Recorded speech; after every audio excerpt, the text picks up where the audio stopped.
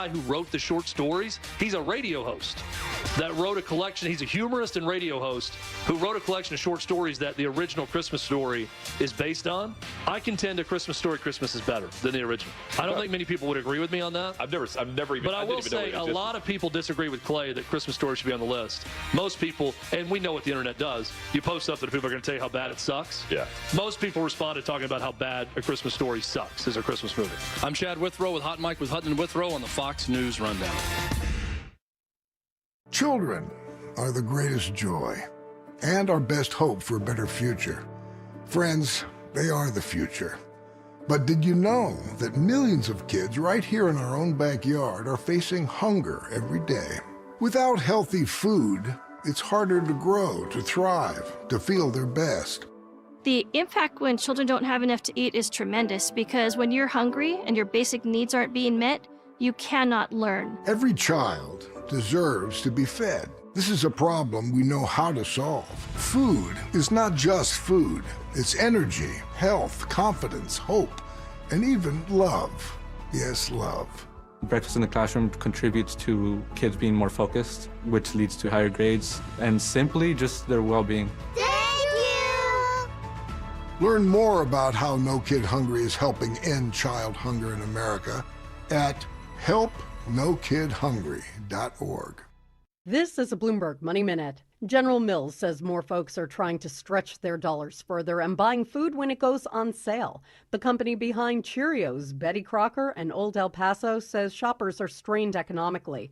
CEO Jeff Harmening says consumers are making more purchases with discounts and deals. In general, we're seeing consumer weakness, particularly for those making under $100,000 a year. So those in the kind of middle and lower income range, we continue to see that consumer being stressed, even as consumers in the higher end of the range are faring a lot better with the current stock market. He also noted that more people are preparing their own meals instead of going out. People continue to eat at home quite a bit. So 86% or so of eating occasions are still at home and 14 away from home. And, we haven't really seen a change in that for a couple of quarters, but it's still at a very high level of eating at home. And in an effort to boost sales, General Mills has lowered prices across roughly 2/3 of its products in North America. Courtney Donahoe, Bloomberg Radio. Attention.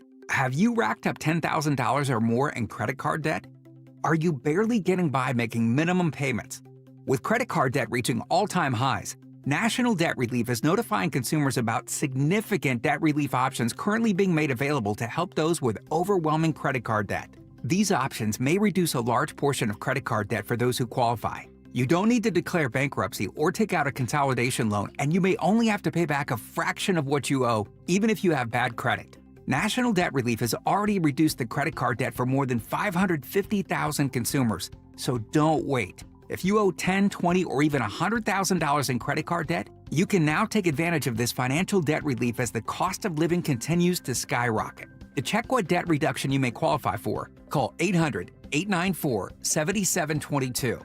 That's 800-894-7722. Again, 800-894-7722. Hi, this is Larry Steinhaus, and I want to let you know that I buy houses. I buy houses from people that may be a tired landlord, maybe somebody who's having trouble selling their house, or maybe someone who needs to sell their house quickly. Well, all you need to do is call 855-939-1137. That's 855-939-1137, and I promise to answer the phone and help you with your situation. That's right, your house may be cluttered. It may be a house that a relative left you, or it may just be a house you just want to get rid of. 855-939-1137.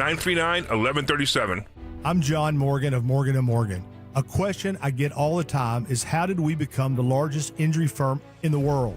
We have over 1,000 lawyers in all 50 states and close to 6,000 coworkers. Our call center is on duty 24/7. You can reach us at any time at forthepeople.com. But the real reason is we won a lot. When you visit our website, go to our verdicts and settlements. There you will see what our clients were offered and what they were awarded at trial. All those verdicts help us resolve many cases fairly and early. You see, nothing beats reputation. The insurance industry knows who we are. We even have insurance adjusters call us for representation because they know too. We've made it easy. On your mobile device or computer, go to forthepeople.com and we will get busy. It's that easy. Call today. Morgan & Morgan, for the people. Injured? Dial Pound Law or visit forthepeople.com for an office near you. Looking for the perfect place to host your next big event? Riverwinds Restaurant in West Deptford has you covered. From weddings and anniversaries to corporate banquets and holiday parties, their stunning riverfront views, elegant event rooms, and award-winning cuisine make every occasion unforgettable. And the team at Riverwinds takes care of every detail so you can relax and celebrate. Large or small, formal or casual, there's no better backdrop than Riverwinds. Book your banquet today at 856-579-7900. Diabetes, high blood pressure, anxiety meds, everyone's on them. If you're a 40-year-old male, maybe a bit porky, and you may even have type 2 diabetes, $1 million of term life insurance may only cost you about $100 a month. Call Term Provider. Speak with Big Lou at 800-352-9239. Big Lou will find a term life policy for you even if you have type 2 diabetes, are overweight, or have high blood pressure. Term Providers help thousands of people like you who think they can't afford term life insurance. To buy $1 million of affordable term life for you, all you need to do is call Big Lou at 800-352-9239. Lou will make sure the scales are tipped in your favor. Call 800-352-9239. Big Lou will answer your call and work to fit you into a term life policy that you can afford. Remember, Big Lou's like you. He's on meds too. For affordable term life insurance, call 800-352-9239. 800-352-9239 or biglou.com. 10 athletes will face the toughest job interview in fitness that will push past physical and mental breaking points. You are the fittest of the fit. Only one of you will leave here with an iFit contract for $250,000. This is when mindset comes in. Someone will be eliminated. Pressure is coming down. Trainer Games on Prime Video January 8th. Watch the trailer on trainergames.com. Looking for something new? Try fencing, the Olympic and Paralympic sport that mixes speed, strategy, and fun. It's like chess meets cardio. Quick feet, quick decisions, and a satisfying beat when you score a point. Kids, teens, and adults can start anytime. No experience needed, and many clubs have loaner gear. Coaches teach fundamentals and safety from day one. Find a beginner class near you at usafencing.org/tryfencing. That's usafencing.org/tryfencing. Take your holiday green bean casserole from bland to brilliant with Hatfield Classic Cut Bacon. Start with your traditional casserole recipe. Then add a generous layer of crispy chopped Hatfield bacon on top. The rich, smoky flavor takes this holiday classic from side dish to showstopper. Your guests will savor the upgrade and return for seconds and even thirds. More holiday recipe inspiration awaits at simplyhatfield.com. Hatfield, better care, better pork, better holidays. WPHT, WPHT HD, WOGL HD3, Philadelphia. Always live on the free Odyssey app. From the Piazza Auto Group Studios, experience the power of one with 8 brands and 25 locations. Free speech lives here. It's Kayal and Company on Talk Radio 1210 WPHT.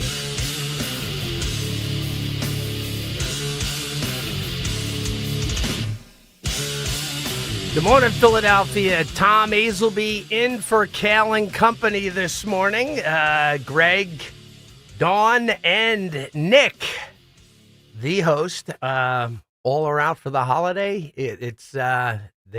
Listen, you get up at this hour every day. I admire how much work they got to do to get up every morning to do this. I only do it once in a while here, and it takes a lot to do because I got kids in the house. They're making noise last night watching movies. They're home from college. I got a dog that was chasing a cat. That's not my cat. It's my niece's cat who we're babysitting. So trying to get to sleep last night wasn't the easiest thing. But we have a good show ahead for you. Well, I hope we do. Going to cover a lot of politics, but we're also going to do a little entertainment today. I want to wish everyone a Merry Christmas. It's one thing that's nice about the whole Christmas thing is I don't pause anymore. I used to be like, oh, do I use Merry Christmas or I do Happy Holidays? But that seems to have all gone away, where you can just say Merry Christmas or, whatever time frame it is. You could say Happy Holidays, Happy Hanukkah, but feels good to start saying Merry Christmas again. And you know what? Bottom line is you got to give Trump a little credit for that, man. He's turned the culture upside down. Anyway, if you're listening this morning here on Philadelphia 1210 AM, you can listen on the Odyssey app. You can listen on the iHeart Radio app. You can live stream it on YouTube. So there's a lot of ways to listen to Kayal and Company this morning with Tom Hazelby. Also a reminder, I'm back in the studio tomorrow for my regular show every Saturday morning at 8 a.m. is the Tom Hazelby Show. You can listen to me every Saturday morning, doing a lot of news topics. Definitely like to get some good guests, so you can join me then too. So that's all the announcements I have for you. So now let's get into the show a little bit. But I was just talking about the. Oh wait, I forgot to announce my producers. Sean Sereno is producing today. Phil Omquist is producing today. Thank you, men. Good morning. Good morning. Good morning. Good morning. All right. I nearly forgot you. I come in as like I've only done the Kayal Company show. I think I've done it twice. This is my third time. Okay. I come in, I forget the producers.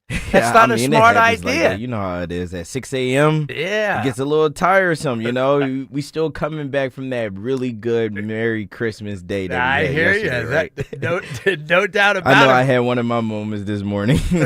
Well, yeah, coming back from a holiday is hard. But for me, I'm thinking the producers can either make the show easy or hard for you. And if I forget to mention you in the opening, it could be a long show. So I rebounded. Sean. I rebounded. All right. So let me tell you who's coming up today. We got Colonel Kurt Schlichter. He's going to be on at 9:30. You can follow him on X. He's got some great observations. He's also an attorney, and he has spent a lot of time in the military and in the Guard, so he makes some strong observations, and that's what I like about him. He puts it right out there for you, and you can follow him on X because he makes a lot of posts, and they're very interesting. I think he's got about 600,000 followers, and let me tell you, that is a lot of followers on X. I mean, you're in the business if you're on X with that many followers. Then I got Caroline McCoffey coming on. She's last minute. I texted her last night because I always like to know. She writes for the New York Sun, which is a paper that's been in New York City forever. It's definitely leans to the right. I actually thought the first time I read her article, I'm like, wow, I thought the New York Sun might, be left leaning. I think every other paper outside of New York, besides the New York Post, even the Journal to a certain extent is not really right-leaning. Their editorial is I don't know, down the middle, left to center, traditional Republican. But anyway, that newspaper, the New York Sun, definitely puts out some right-leaning kind of articles and giving a different opinion in the city of New York, which is very left, as you know from their recent election of Mayor Mondani. That tells you right there how left New York has gone. But it's been left for a long time. Giuliani won by the seat of his pants. That was 30 years ago that Giuliani, the city was totally getting wrecked, and he was able to win. But anyway, I like to bring on Caroline because she's got a good handle on New York, and New York's is important. The way New York goes, that affects Philly. There's no doubt about it in the sense the economics that go on in New York, the cultural things that are going into New York, believe me, that is the heart and center of the Northeast. And if New York goes whack job, socialist, Democrat, there's going to be big problems. And that's why I want to talk to her about that. So that's going to be coming up in the 8:30 hour. Anyway, last week on my Saturday show, I talked about Rob Reiner, that horrible, tragic, despicable murder of him and his wife as they laid in their bed after attending a party at Conan O'Brien's house. I went over in detail. I'm not going to do it this morning, but Rob Reiner and the Donald Trump is meaning what he wrote on Truth Social at this point is meaningless. This goes beyond any slight or insult in one text. And what I found interesting is Donald Trump had never mentioned Rob Reiner before. Never mentioned him in an interview, never mentioned him in a tweet, never really ever talked about him until he put out the tweet about his death and that he had Trump derangement syndrome. He said a couple of nice things about him, being a great director or whatever, but I'm not here to talk about that.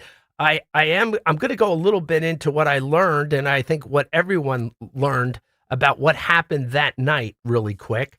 But one thing I do want to remind people, Rob Reiner was not only tweeting every day almost insanely about Donald Trump for years, like thousands of tweets, but he actually formed a committee to investigate Russia right after Trump won, and he put all these kind of intelligence guys, Clapper, Brennan, people from the Bush administration, Max Boot, he put them all on that committee. He headed it and funded it.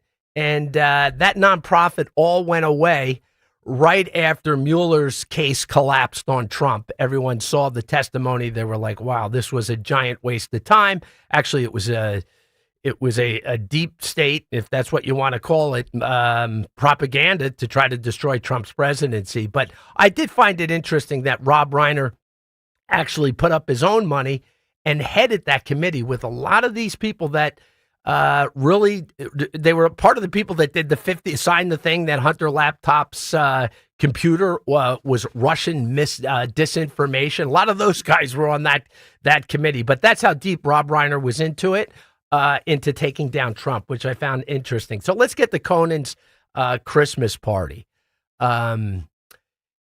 This is so Nick Reiner was a guest with his parents that night, and he was actually acting really strange. And he was actually approaching people and saying, "Are you famous? Do I know you?" And like people were really put off by him. But there was one specific incident. A comedian named Bill Hader was at that party at Conan's house where Reiner and his wife were and his son Nick. And Nick Reiner seemed hyper-focused on this comedian, Bill Hader. I wouldn't know Bill Hader if I fell over him. But he was on Saturday Night Live for 8 years, but it was probably those years I really wasn't watching it that much. And it was before you had all the clips now that you can see them later on. That's how people are consuming their entertainment today. But Nick seemed to have a thing with him and kept interrupting him in a real weird way. That you can imagine being at this party at Conan O'Brien. It's all Hollywood people. And Nick is kind of antagonizing this guy. And this is just what I'm taking from reports. So this is all allegedly, but a lot of people that were at that party have spoken about it, but most of them have spoken off the record. And I don't blame them. This is a horrible tragedy. It's you might not want your name on it. You just say, this is what happened. I'd rather you don't use my name. And I totally get this because this was a sad, sad thing that happened. Anyway, his father kind of heard him doing this with this comedian, Bill Hader, who was having private conversations, finally turned to him and said, "Hey, listen," in a very polite way, like pretty much said, "Get lost. You're bothering me." I don't think he said it in those words. I don't know the exact quote, but the people that described it said he didn't intimidate Nick Reiner. He didn't say, "Get the hell out of here." He was very polite, but it was a very awkward situation. But what that led to is Rob Reiner and his son Nick got into a serious argument that got really loud and people got really uncomfortable. Matter of fact, one, they say maybe two guests, not a specific number, said, "Hey, we need to call the police. This guy is out of his mind." Obviously, they were right. He would go on to stab his parents that night. But the way what I heard is Conan stepped in and said, "No, I don't want the police at my house. It's my house. It's my party, and I'm not calling the police." He was the host. Everyone kind of backed off. I think Rob Reiner, his wife, and his son soon left after that. But Conan, I feel sorry for him. And let me tell you, I like Conan. I think he's a funny guy. I think he had a great show. I didn't watch it all the time, but when I did, the guy made me laugh. Every once in a while, I'll catch him on satellite radio, and I'll hear his radio show. And he's definitely out there. He's clever. He's funny, but he seems very human. And I feel sorry for him because I get that. You know, like, I don't want the cops here at the house. That I'm having a party. Okay, a little bit of blow up. We don't have to destroy the whole evening for everybody. Now, I know it's easy to play Monday morning quarterback. Someone could say, well, if if Conan had allowed them to call the police on their phones, if the police had arrived, I mean, there's probably a good chance that terrible event, that murder would not have happened that night. That's speculative. It might have happened the next night. But anyway, as a human being, I feel sorry for Conan that he's got that hanging over his head. That's really tough stuff. Anyway, that's a really sad story. But if you want to call and talk about it, it is interesting. And it's way bigger than what Trump said in a social media post about Rob Reiner. This is a really disturbing story because it ties in all this mental illness that is out there on the street. Just had it at a mall I go to right in that area down in Florida. I go back and forth from Philadelphia to South Florida.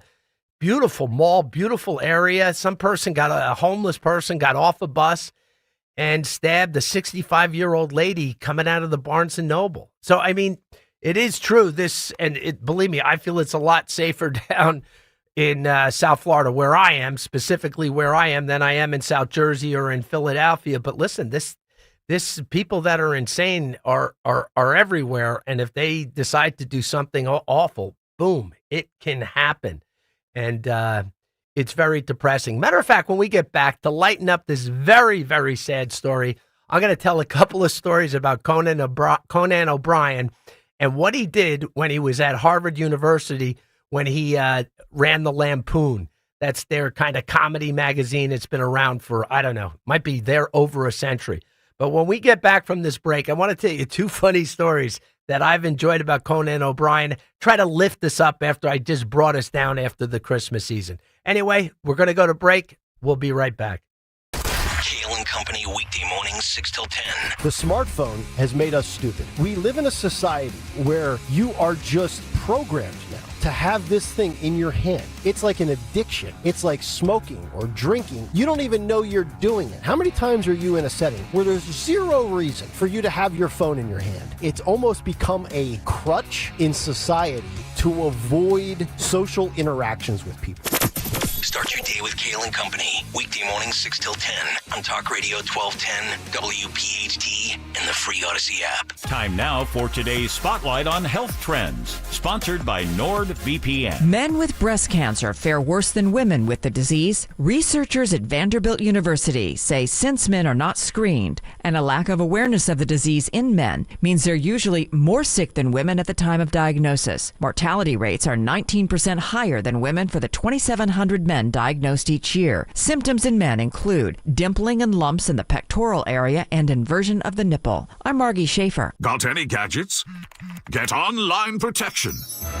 NordVPN has a ho-ho holiday deal just for you. Secure up to 10 devices with a single account. NordVPN's Threat Protection Pro feature helps you avoid malware, phishing, and annoying trackers. Just a few taps and you're safer online.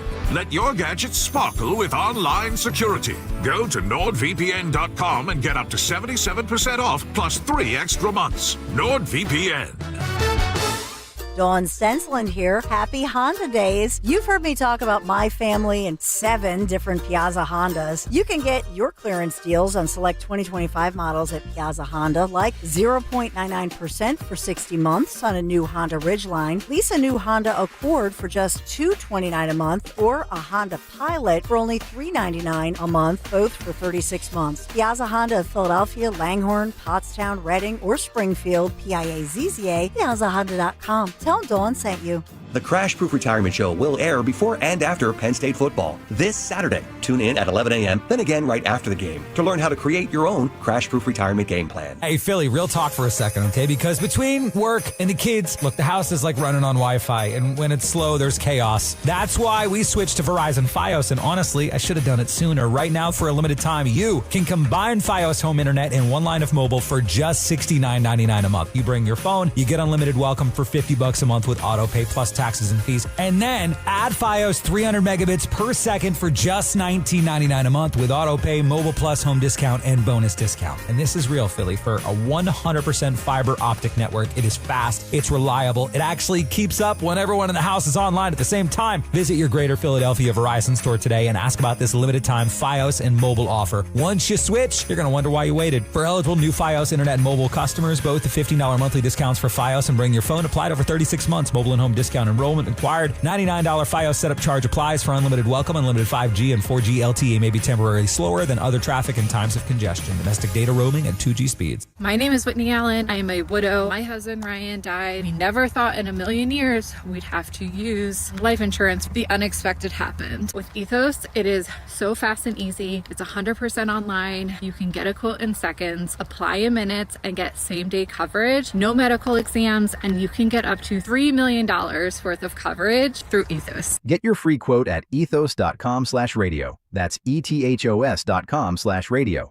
Time spent on application may vary. Online health questions required. I'm Ed Evans, CEO of Consumer Cellular. No, we're not one of the big guys. Truth is, we don't want to be. If you're over 50, Big Wireless probably has you paying for more data than you might need. You could be throwing away thousands over a lifetime. Our entry-level data plans start at just $20 a month. And for a limited time, switch and get your second month free. Call 1-888-FREEDOM, visit consumercellular.com or a store near you and get your second month free today. Plans include $5 credit for auto pay and e-billing. See site for additional details. Rich Cioli this afternoon, 3 till 7. Kayal and Company now on Talk Radio 1210, WPHT, and the free Odyssey app.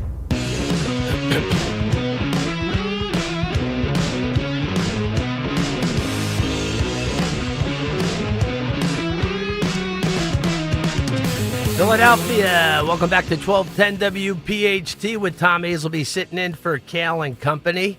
I was just talking about that tragedy of Rob Reiner and his wife being murdered by their son Nick, and how they were at the party at Conan's house, and it all went up in flames there. There was a big fight between Rob and his son, and Conan said, "Don't call the cops." Some people wanted to call the cops. They were so scared about this whole thing, but we're going to move off the sad part, and I want to talk about Conan a couple of things he did in college. But before I do, I did look at the YouTube chat, and someone said, Tom, it was Gary. Tom, how was the drive from Florida to the Philadelphia area? Gary, it was brutal. I did the Saturday show. I didn't get on the road till about 8 to 9. I do my show. I threw some stuff in the car, and my wife and daughter had flown up ahead of me, and that's good because they take the dog. There's no stopping. There's this giant Buc-ee's thing on the way up on 95. There's like 4 of them. You've never seen anything like it. It is like a rest area bazaar. Like it's the size of like 3 Walmarts. And so I would say do it once or twice, but don't do it every time because it kills your trip if you're driving. And the reason I have to drive up is because I got my college kids home and I don't have enough cars. Gary, thanks for asking that question. I get to talk about myself. But anyway, I do like to drive straight through, but I got too late of a start because I did the show from Florida before I drove up. And there was so much traffic out there with the holidays. But I want everyone to know I do have a record. I've made it to Jupiter, Florida, which is South Florida. It's about 50 miles north of Fort Lauderdale. I've made it in 16 and a half hours, but you have to time it right. DC is always the problem. But if any of the listeners, if you ever want to talk to me how to do it quickly or how to do it, you can reach me at the Old Gravy Podcast at gmail.com. I do like hearing from our listeners. But anyway, great question, Gary. But it was a horrible ride.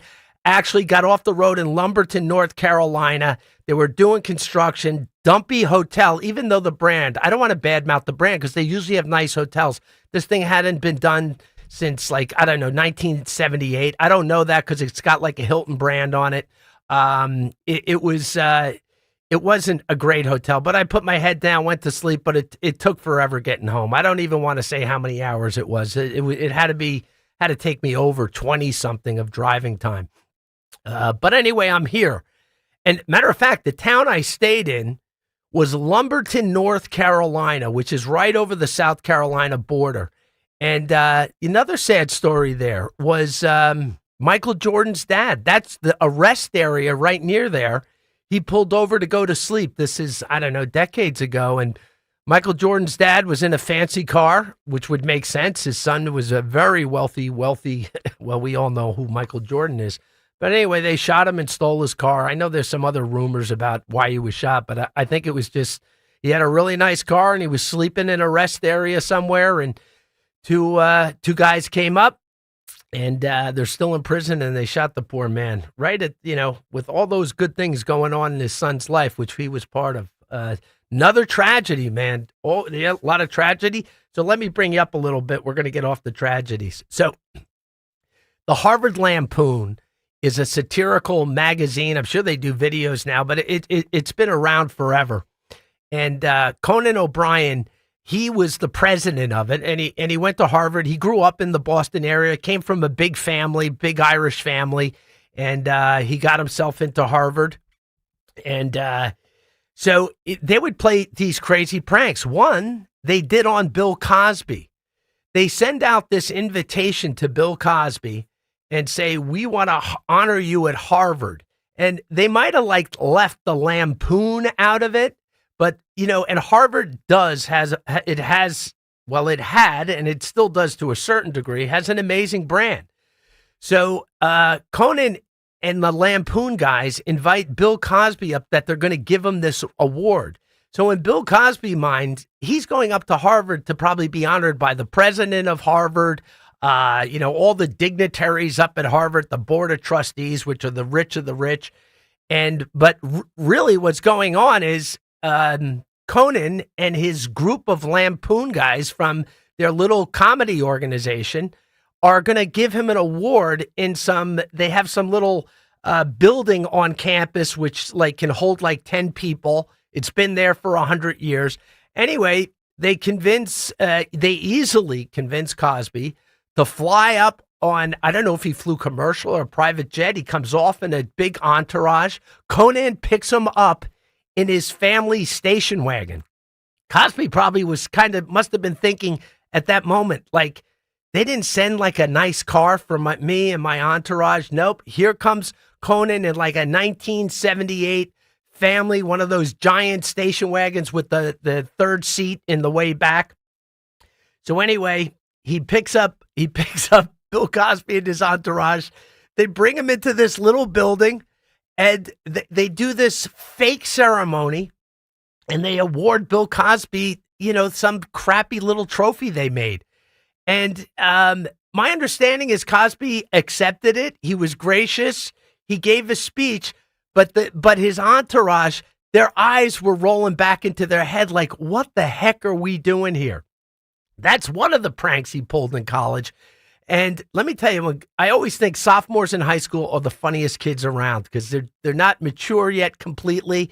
Their humor is crazy funny. And then when you get into college, it gets a little more sophisticated. Let me give you another story they did. They invited Burt Ward, who was Robin of Batman and Robin, okay? And, back then you didn't make a ton of money, doing television. And Burt Ward would be to make money. And, I still think, you do reality TV now where if you're a B actor or B star, you go on one of these reality TVs, or at least that's what they were doing for a long time. So Burt Ward would actually travel around talking about being, in the cast and being Robin of Batman and Robin. It was a cultural phenomenon back then. People were really into it. And they had some great actors on it too. So it was a real good spoof. But after that, he was casted there. He probably made a few bucks, but he would go around giving speeches and he would bring the Robin costume. So he gave the talk at the Lampoon, and it might have even been a bigger show instead of just what he did to Cosby, where there were a lot of people from campus and kids that came in to see Robin speak. But what Conan did is they dressed up as fake security guards. They shut off the lights during his speech, and they stole the Robin costume, which people said was worth money. So they stole the Robin costume. They ran it back to one of their dorm rooms at Harvard. And then Conan was calling Burt Ward, who they say wasn't upset and was playing along. But I've read another story where he was really not happy about it at all. And Conan was calling him up and demanding a ransom. And he was talking like the Joker, telling Burt Ward, like, if you don't do this and you don't do that, just like the Joker would talk to Batman, like with all these different threats. Then they had a meeting point somewhere on Harvard Square where they went out and they returned the costume to him. But anyway, I found that very funny. I found it entertaining. And maybe I'm trying to help Conan since he told all his guests not to call the police on Nick Reiner. Maybe I feel so bad I got to tell some funny, positive stories about Conan. But anyway, that was the Burt Ward story. The next subject I'm going to get into, we're off of the Reiners. We're off of Conan for now. But 855-839-1210. If you like Conan, give me a call. We can talk about him. I'm sure he needs some encouragement with this terrible thing hanging over his head with the Reiners. The libraries, these presidential libraries, wow, man, these things have gotten really expensive. Obama's, Trump's, like just crazy stuff. Like the world's gone nuts that we're paying for these museums to these presidents. It's bizarre. But one museum you're not going to have to worry about being over the top and being crazy expensive is Joe Biden's, because this guy's fundraising on the library is not going well. He's got about $4 million towards the library. And I think that $4 million, even that's not from donors. That's left over from his campaign fund that he's been able to place over to put towards the library. And they had a fundraiser on November 20th. And I read about that. It was at a private room in the DuPont, and it was $5,000 to attend. And there was only about 20 people there, allegedly. And just remember, these libraries, and I'm not talking about Obama and Trump, they're going into the stratosphere with their budget. But to build like a decent modern library, and then you have to have like an annuity on it where it can pay for itself and all the programs going forward, you need about $200 million. So you need $200 million. Biden's at $4 million. I'm going to come back and I'm going to tell you a little bit more about this fundraiser and what a poor performance it is and what a long road he has to get up that hill to get the money for the library. And then I'm going to compare it to what Trump has done and what Obama's doing. We'll be back after this break. This is Tom Hazelby on 1210 WPHT.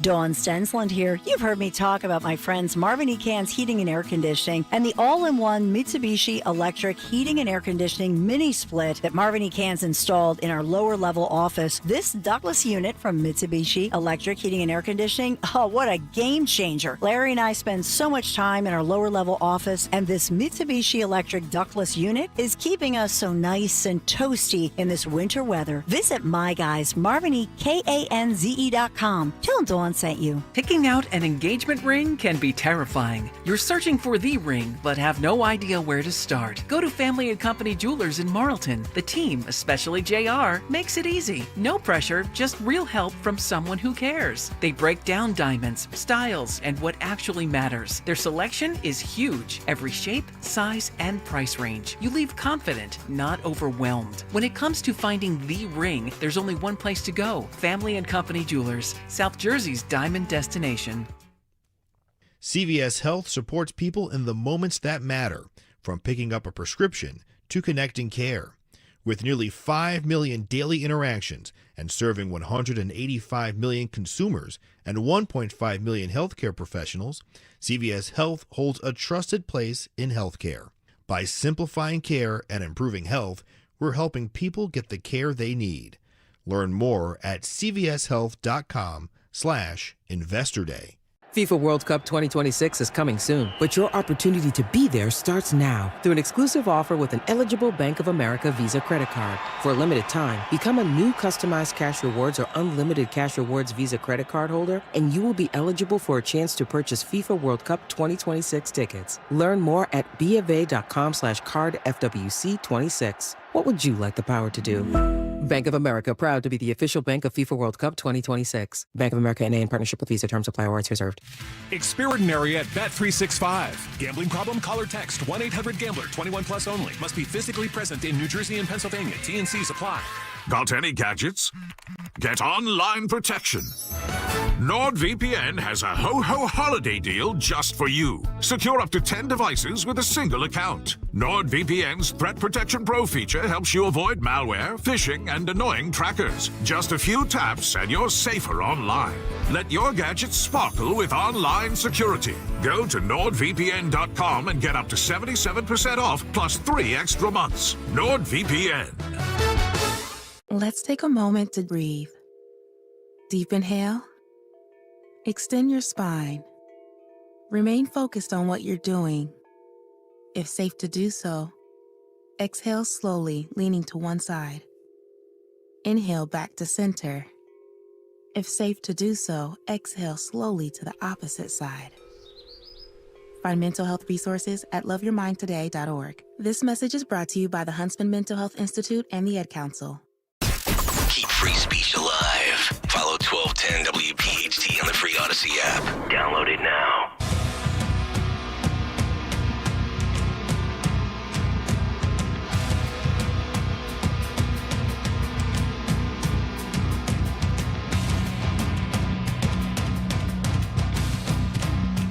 Welcome back to 1210 WPHT. This is Tom Hazelby sitting in for Kayal and company. You know, I just noticed something funny that I thought was funny. In the YouTube chat, we were talking about Conan and O'Brien, the party with the Reiners and the murder and everything. And then I told stories about them. And Betty said, Betty in the chat goes, "Your stories make me dislike Conan more. I don't think it was possible." That's funny, Betty. At least she didn't say it was the guy telling the story for now, but we'll see. But anyway, I want to get back to the libraries. That was a funny comment there. Anyway, the library thing. So Joe Biden has $4 million. We were talking about that. You need about $2 million to build a library, one of these presidential libraries. He had a fundraiser on November 20th at a private room at the DuPont in Wilmington, Delaware. It cost you like $5,000 it was $5,000 to attend. I don't think it raised, I don't think it raised much money at all. And it only had 20 people. So what I was saying before is he's got a long way to go. He's got to get it up to 200 million. That's kind of what a modest library in the modern world costs for these presidents to build a museum to themselves. We've lost our minds. Like, we're spending that much money for these guys to memorialize themselves. And I haven't even gotten to Trump's. His is going to be, what he's planning is pretty crazy, just like Obama's. This is a rumor that people attended that at this private fundraiser that Biden was grumbling. And it makes sense. He's old. He's not that well. And he's miserable. And I've always said he's like an old, nasty Irish mobster. I mean, that backslapping thing with everybody and telling all the old folksy stories or whatever. But behind that guy, man, he's a traditional Irish, kind of got that Irish mobster in him. And there's no doubt about that. Anyway, he said that Obama is building a palace. His library is a palace to himself, and Trump is building a cathedral. And there's a reason that he used those two descriptions, because that's what they look like. Obama's building this giant tower. It looks medieval right now, but they'll probably polish it up once they get they get the thing done. But the cement structure, this giant tower, it does look like something medieval. And then Trump is going to be building a giant high rise down in Miami. And Biden was telling people privately that he'll probably end up getting a broom closet at the University of Delaware. And with the funding the way it's going, it does look like he's going to end up at the University of Delaware with some type of building there. But I don't think it'll be a broom closet. But that's how miserable he is. Because he still thinks And he quotes that he did more than any other president in the history of the country. And, he thinks just by passing things, passing all those giant bills, the infrastructure bill, the Inflation Act, which was so ridiculous, it drove inflation it had nothing to do with inflation. Even he admits that was a disaster name. But I guess presidents, or at least Biden does, they think by more legislation you pass to make the federal government bigger, spend more, by doing all that, that's something that should be rewarded and honored. That's what the country's looking for. Like a bigger federal government with bigger debt and having them do more things for you, paying for your health care, paying for your housing, paying for everything. He thinks that's something, but I guess, he was 29 years old when he went into the United States Senate. 29 years old. Hadn't done a lot of living in life, and then he stayed in the Senate, I don't know, for four it's got to be 4 decades at least, then vice president. But that Senate is known as the nicest country club in the country. You're insulated in there. You're so well taken care of when you become a U.S. Senator. That's why all the 500 Congress people fight like anything to get out of the House and get over into that fancy country club. That's the motivation. It's just a great place to be. That you slow everything down. You give speeches. You eat in the Senate dining hall. They got a nice gym. So my point here is that I could understand why Biden thinks by just passing laws that even if they're crummy, terrible laws that are ruining the country, affecting the citizens in a negative way, as long as you pass something, that goes on your scorecard as being something great. But let's get back to these museums that these presidents are building to themselves. Obama, they said it's made of glass and steel, and it presents light and hope. The only problem is the local neighborhood, which is a black neighborhood there, the locals don't like it at all. It's been a park they've had for years. Now it's been under construction forever. This thing has taken way too long. They used to have softball games over there, basketball games over there. Now, they're even starting to build the parking lots where they're going to charge you $25 to park. So the locals from the neighborhood in Chicago are not that happy with Obama's giant museum that he's building to himself. And I'm trying to look up the cost on that thing. I think that one is going to be like $1.3 billion is the Obama Library in Chicago. Now, there's a little bit more to it than the $1.3 billion. They're building like a rec center. Obviously, they'll have the museum to him. They're going to have a community center. So it's going to be more than a museum. So that's why they got to raise all this money to fund this thing forever. But I find it interesting that the local people are not that behind it at all. It's to them, it's a pain in the neck, and it's going to blow up their neighborhood. But that goes on with progress. Whenever you try to do it, the locals usually don't like it. But I never thought we would need something like I don't know how many stories this thing is. It's like Gothic. It's gigantic. And here's another thing I find interesting. Michelle and Obama are really big on the Girls Opportunity Alliance. And that's really about girls in foreign countries. And a lot of the museum money and a lot of the activities are going to be around that nonprofit, the Girls Opportunity Alliance, for countries, India, Nigeria, Pakistan. And there's a whole list of countries, but they're mostly like third world country where young women are not treated well. Neither are women, mature women. But I find that like right in Chicago, where I would have, if I was Obama, but he can't do this because he would be calling himself out on it. If you look at the education of young black boys in that area of Chicago, 18% can read and do math at a proficiency level. That's 18%, and that's right around that library. But if all the money was going towards these boys, and let me tell you something too. I'll say this: boys have been neglected in schools. It's been this girl power thing for the last, 15 to 20 years. Girls go to college at a higher rate now. They go to med school at a higher rate, law school. Girls are doing pretty good. We're losing the boys. And boys have been told to sit aside and be quiet. And it's been a dangerous trend that it's actually another woke trend where all the focus is on young women. And believe me, if you're listening, you disagree. I have 2 young girls, right? And but I also have a young boy. I have nephews who are boys.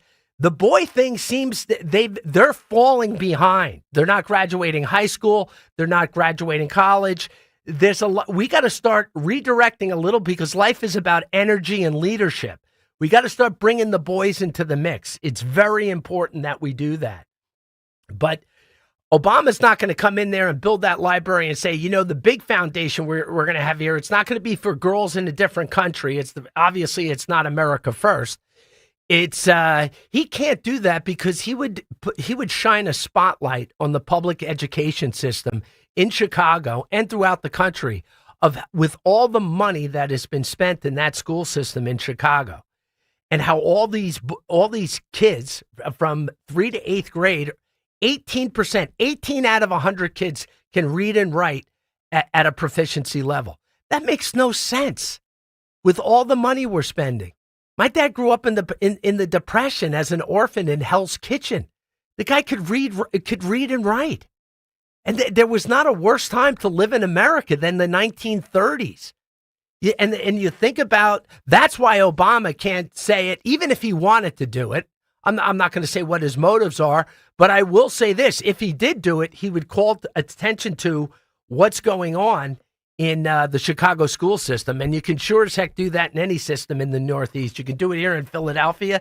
You could do it in South Jersey. Where I live in South Jersey, as the crow flies, I can name 10 miles as the crow flies. I can name 6 or 7 high schools that underperform under 50%.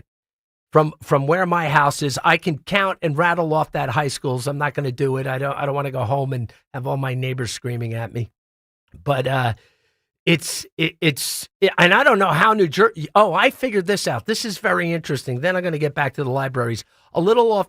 The reason New Jersey's schools are always ranked so high, the wealth in New Jersey and in some of these towns is through the roof compared to anywhere else in the country. Maybe you can go down to Northern Virginia, but Jersey has a lot of concentrated wealth in pockets in very wealthy towns. And these towns, these kids score so high on these standardized tests. The test scores are so high that they bring up all the scores from the lousy schools that are in like a lot of our smaller cities.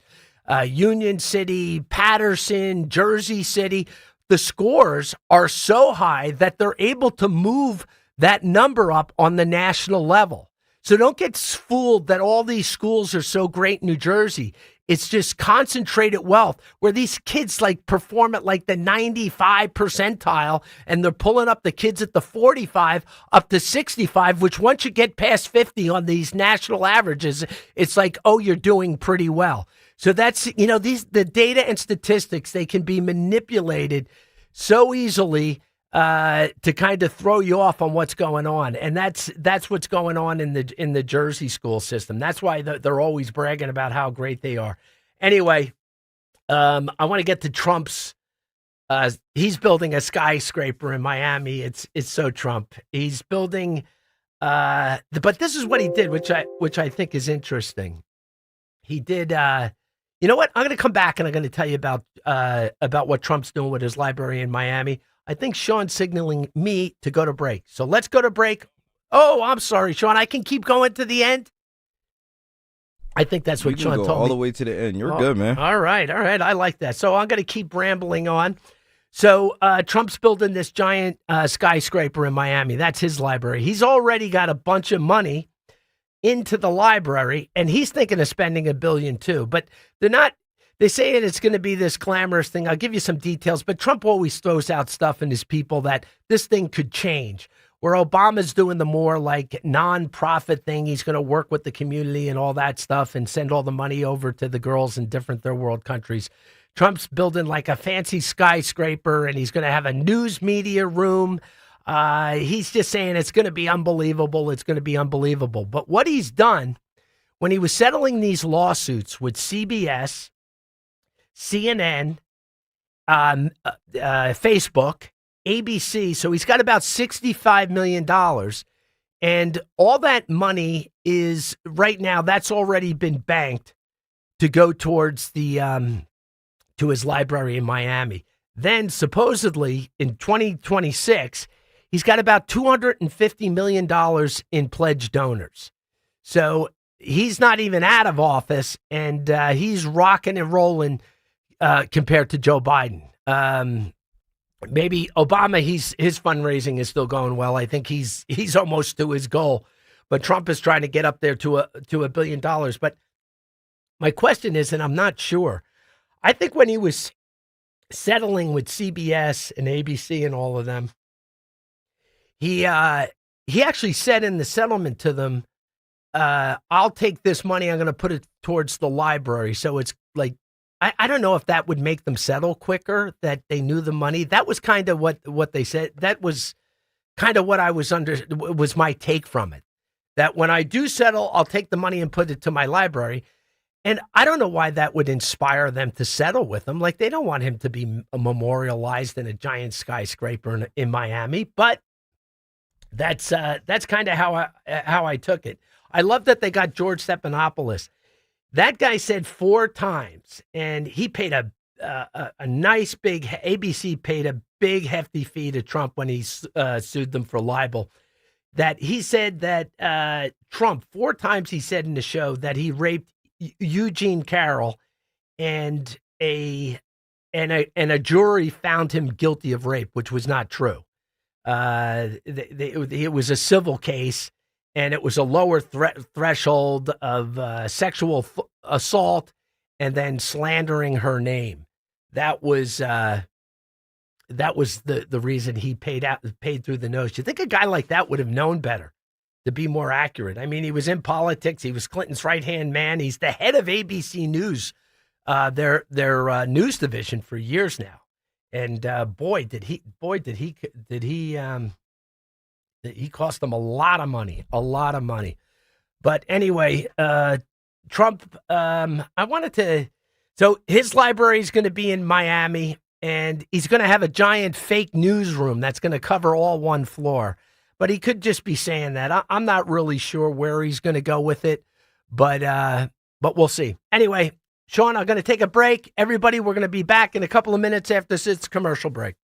Hey, it's Nick Kayal. This holiday season, share the love of driving excellence at the Mercedes-Benz Holiday Love Celebration at Mercedes-Benz of Westchester, Wilmington, and Atlantic City, with exceptional offers like the 2025 C-Class sedan or the 2026 GLC SUV with 1.99% financing for 36 months. And I just saw on social media that our guy Michael Steinberg from the sales department, who manages our Piazza partnership, just got a gorgeous new Mercedes-Benz in Westchester. So discover your Mercedes-Benz today at Mercedes-Benz of Westchester, Wilmington, or Atlantic City. The year's almost over. Now is the perfect time to refresh the rooms you use the most with Kitchen Magic. This December, take 30% off kitchen cabinet refacing and 50% off bathroom installations. Huge savings right when you need them. And here's the best part. You can lock in 2025 pricing before the new year, so your dream kitchen or bath stays affordable no matter when you start your project. Kitchen Magic is family-owned, proudly made in the USA, and completely tariff-proof, bringing you quality you can trust since 1979. Visit kitchenmagic.com and make your home holiday ready before these savings disappear. Download to see if you qualify for Albert Instant Advance. Not all customers will qualify. Transfer fees may apply. No Albert subscription is required for Instant Advance. Please see the Albert app or albert.com for subscription pricing. Subscriptions can be canceled at any time. Kylie, what's wrong? I just got hit with a car repair bill. I'm behind on rent, and I feel like I can never save any money. Have you tried the Albert app?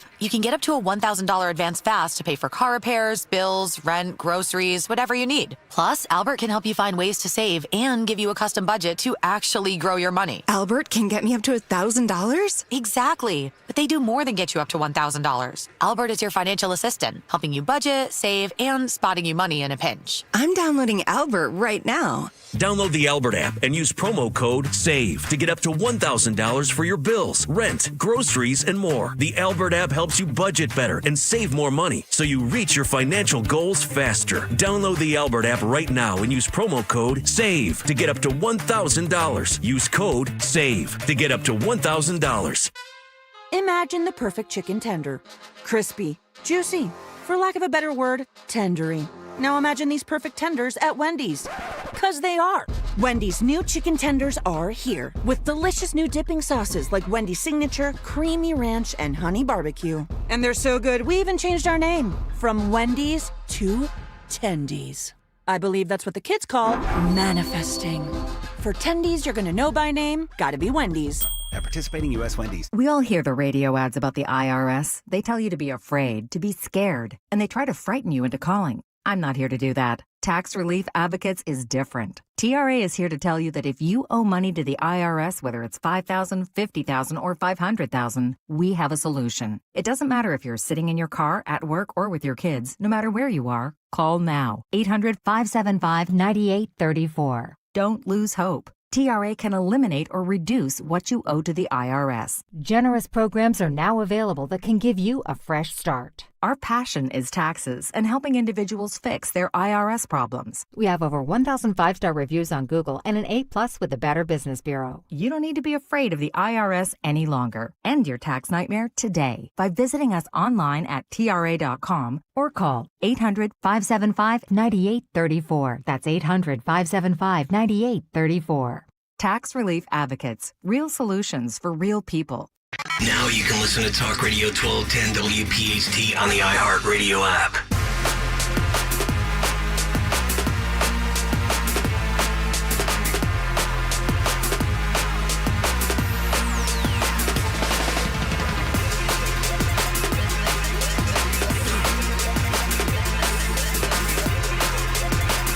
Welcome back to 1210 WPHT here in Philadelphia. Tom Hazelby sitting in for Kayal and company. We were just talking about how these libraries have gotten out of control. I mean, Obama, $1.3 billion. Trump is going to be $1 billion. He's building a skyscraper in Miami. Someone in the chat actually asked a good question. Why Miami, not West Palm? That's a great question. Maybe Miami just has more glitz to it. It's kind of like, where everyone flies into Miami from all over the world, especially from the Southern Hemisphere. But I would think West Palm would be perfect because Mar-a-Lago, West Palm is a really cool city and it's been growing like you wouldn't believe. And it's, I would have thought it would be a perfect place because you go over to the bridge over to Palm Beach Island. So there's a barrier island off of West Palm, and that's where Mar-a-Lago is. But I would have thought West Palm would be the perfect place to do it. West Palm would be where I would have thought Trump would put it. But Trump's a showman though. He's got big golf courses down in the Miami area too, and he's very familiar with the real estate market down there. But I guess Miami has a little more glitz and everything to it. But let me tell you about West Palm, the city of West Palm. I had an office there. And when I was moving my company, not moving it, I wanted to open one office we had in Jersey. I wanted one in West Palm. And they treated me when I came down to West Palm. That's why Florida is...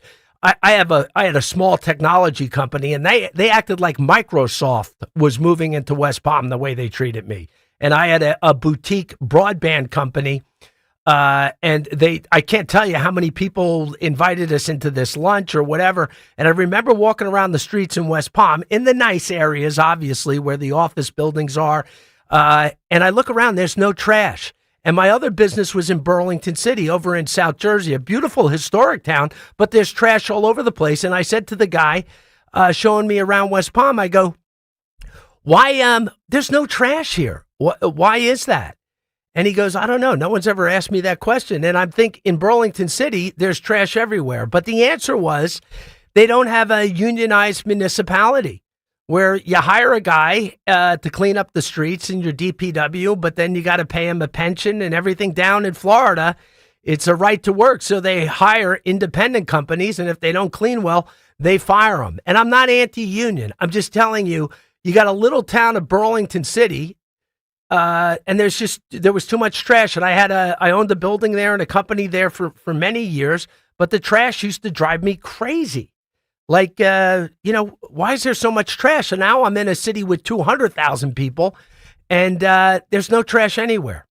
Anyway, we're going to do some news. We're going to come back at the top of the hour, and I'm going to talk to you about Hunter Biden. Actually, I'm finding this guy interesting. We'll be back after the news and after the commercial break. Hi, this is Dom Giordano. Imagine actually feeling merry, bright, and genuinely healthy this holiday season. With Rescue, that feeling starts now. Going on today, the Deck the Hall sale lets you save up to 78% off on high-quality, research-backed natural supplements so you can feel your best. Enjoy every festive moment. Formulas are crafted with purity, potency, and real science behind every capsule. That's why customers rely on Rescue for their essentials. Powerful omega-3s, doctor-recommended cholesterol support, gentle but effective pain relief, advanced probiotic blends, and natural age-defying formulas that help you stay vibrant from the inside out. This season, give yourself the gift of feeling good. Stock up, save big, and step into the holidays with the confidence that comes from supplements made with integrity and backed by decades of results. Ordering is easy. Just go to res-q.com or call a Rescue product consultant 800-26-ALIVE, 800-262-5483, online at res-q.com for up to 78% off this holiday season. Just like our offensive line protects our star quarterback, plumbers protect the health of the nation. And Philadelphia Plumbers Union Local 690 is no different. In hospitals, commercial, industrial, and residential, with the best trained plumbers in the world, you can be sure your project is done on time and on budget, no matter how big or small. So when your business needs to build new or expand existing facilities, you can count on the members of Plumbers Union Local 690. Visit plumbers690.org. I'm Mark Solinger, producer and one of the hosts of the Moth Podcast. For nearly 2 decades, The Moth has brought live storytelling to stages around the world and to millions of listeners. These are real people telling true stories from their lives. Stories about a lost family recipe, about working to free a wrongfully convicted man, about realizing you need to leave your May-December romance. Stories that will move you, surprise you, make you laugh. Stories you can't forget. Join us. Follow and listen to The Moth wherever you get your podcasts. WPHT, WPHT HD, WOGL HD3 Philadelphia. From the Piazza Auto Group Studios, experience the power of one with 8 brands and 25 locations. Always live on the free Odyssey app.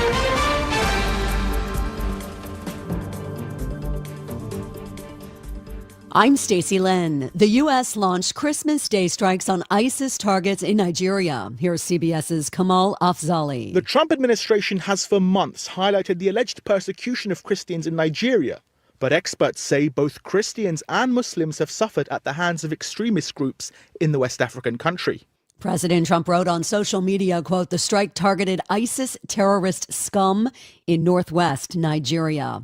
Even more rains in store for an already soaked Southern California. The storms triggering flash floods and mudslides. Ventura County Fire Captain Anthony McHale on a successful rescue operation. We do what's called a flying Stokes operation.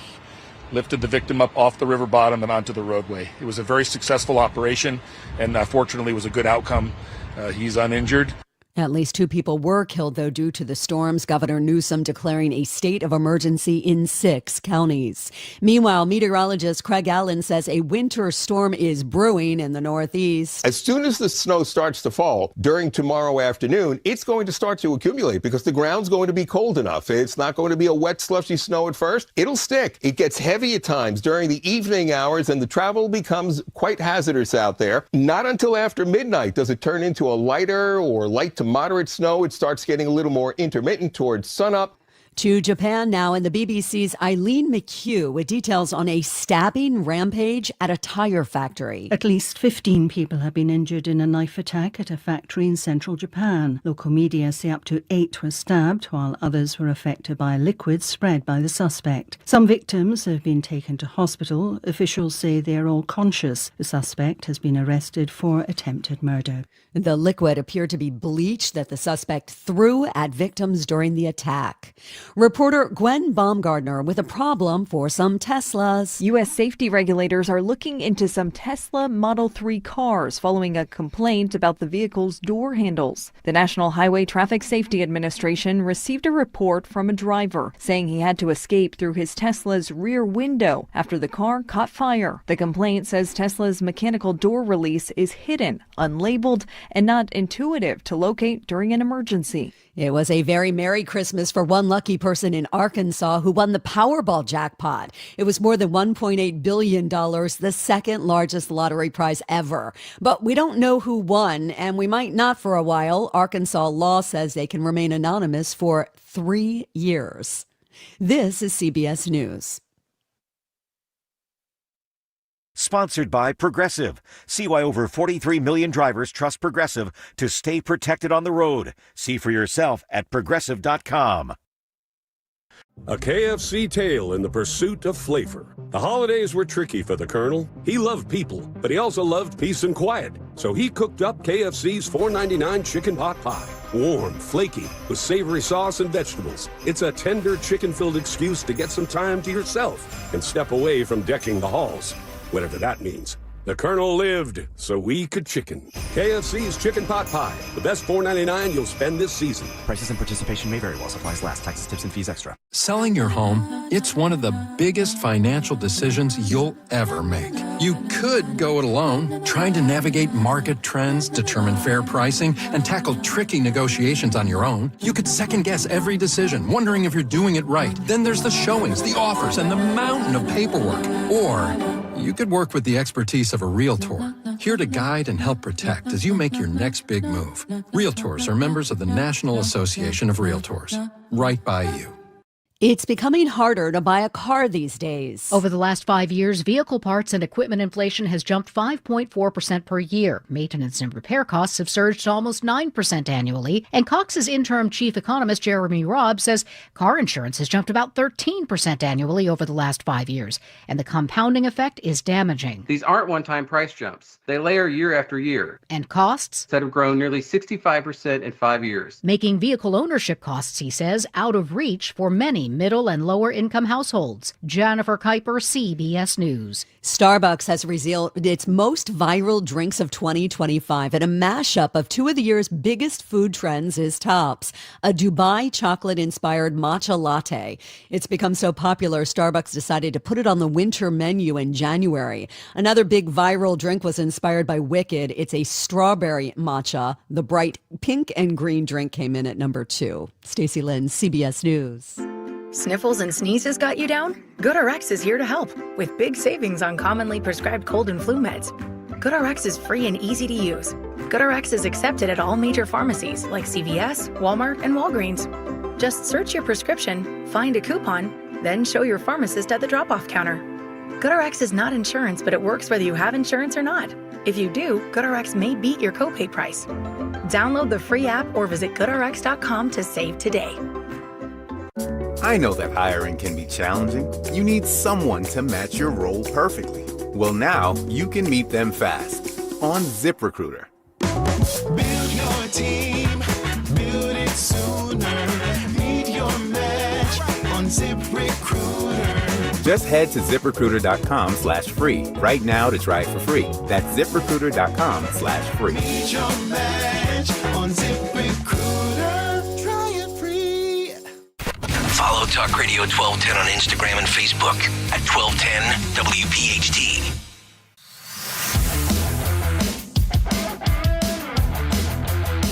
Welcome back to Kayal and Company. Tom Hazelby in for the morning crew here today. You know what? I'm seeing people in the chat talking about the sickness that is going around. And believe me, I'm just coming out of it. Hopefully my voice holds up. I haven't been sick in a while, but my daughter got it first, and then my wife got it, and then I got it. It's just a bad cold. And my daughter says to me, she's a sophomore in high school. She goes, "Oh yeah, everyone was sick in the school, but not sick enough to not come in." So they all had this cold, and then I had it, but I'm finally getting out of it, man. Woof.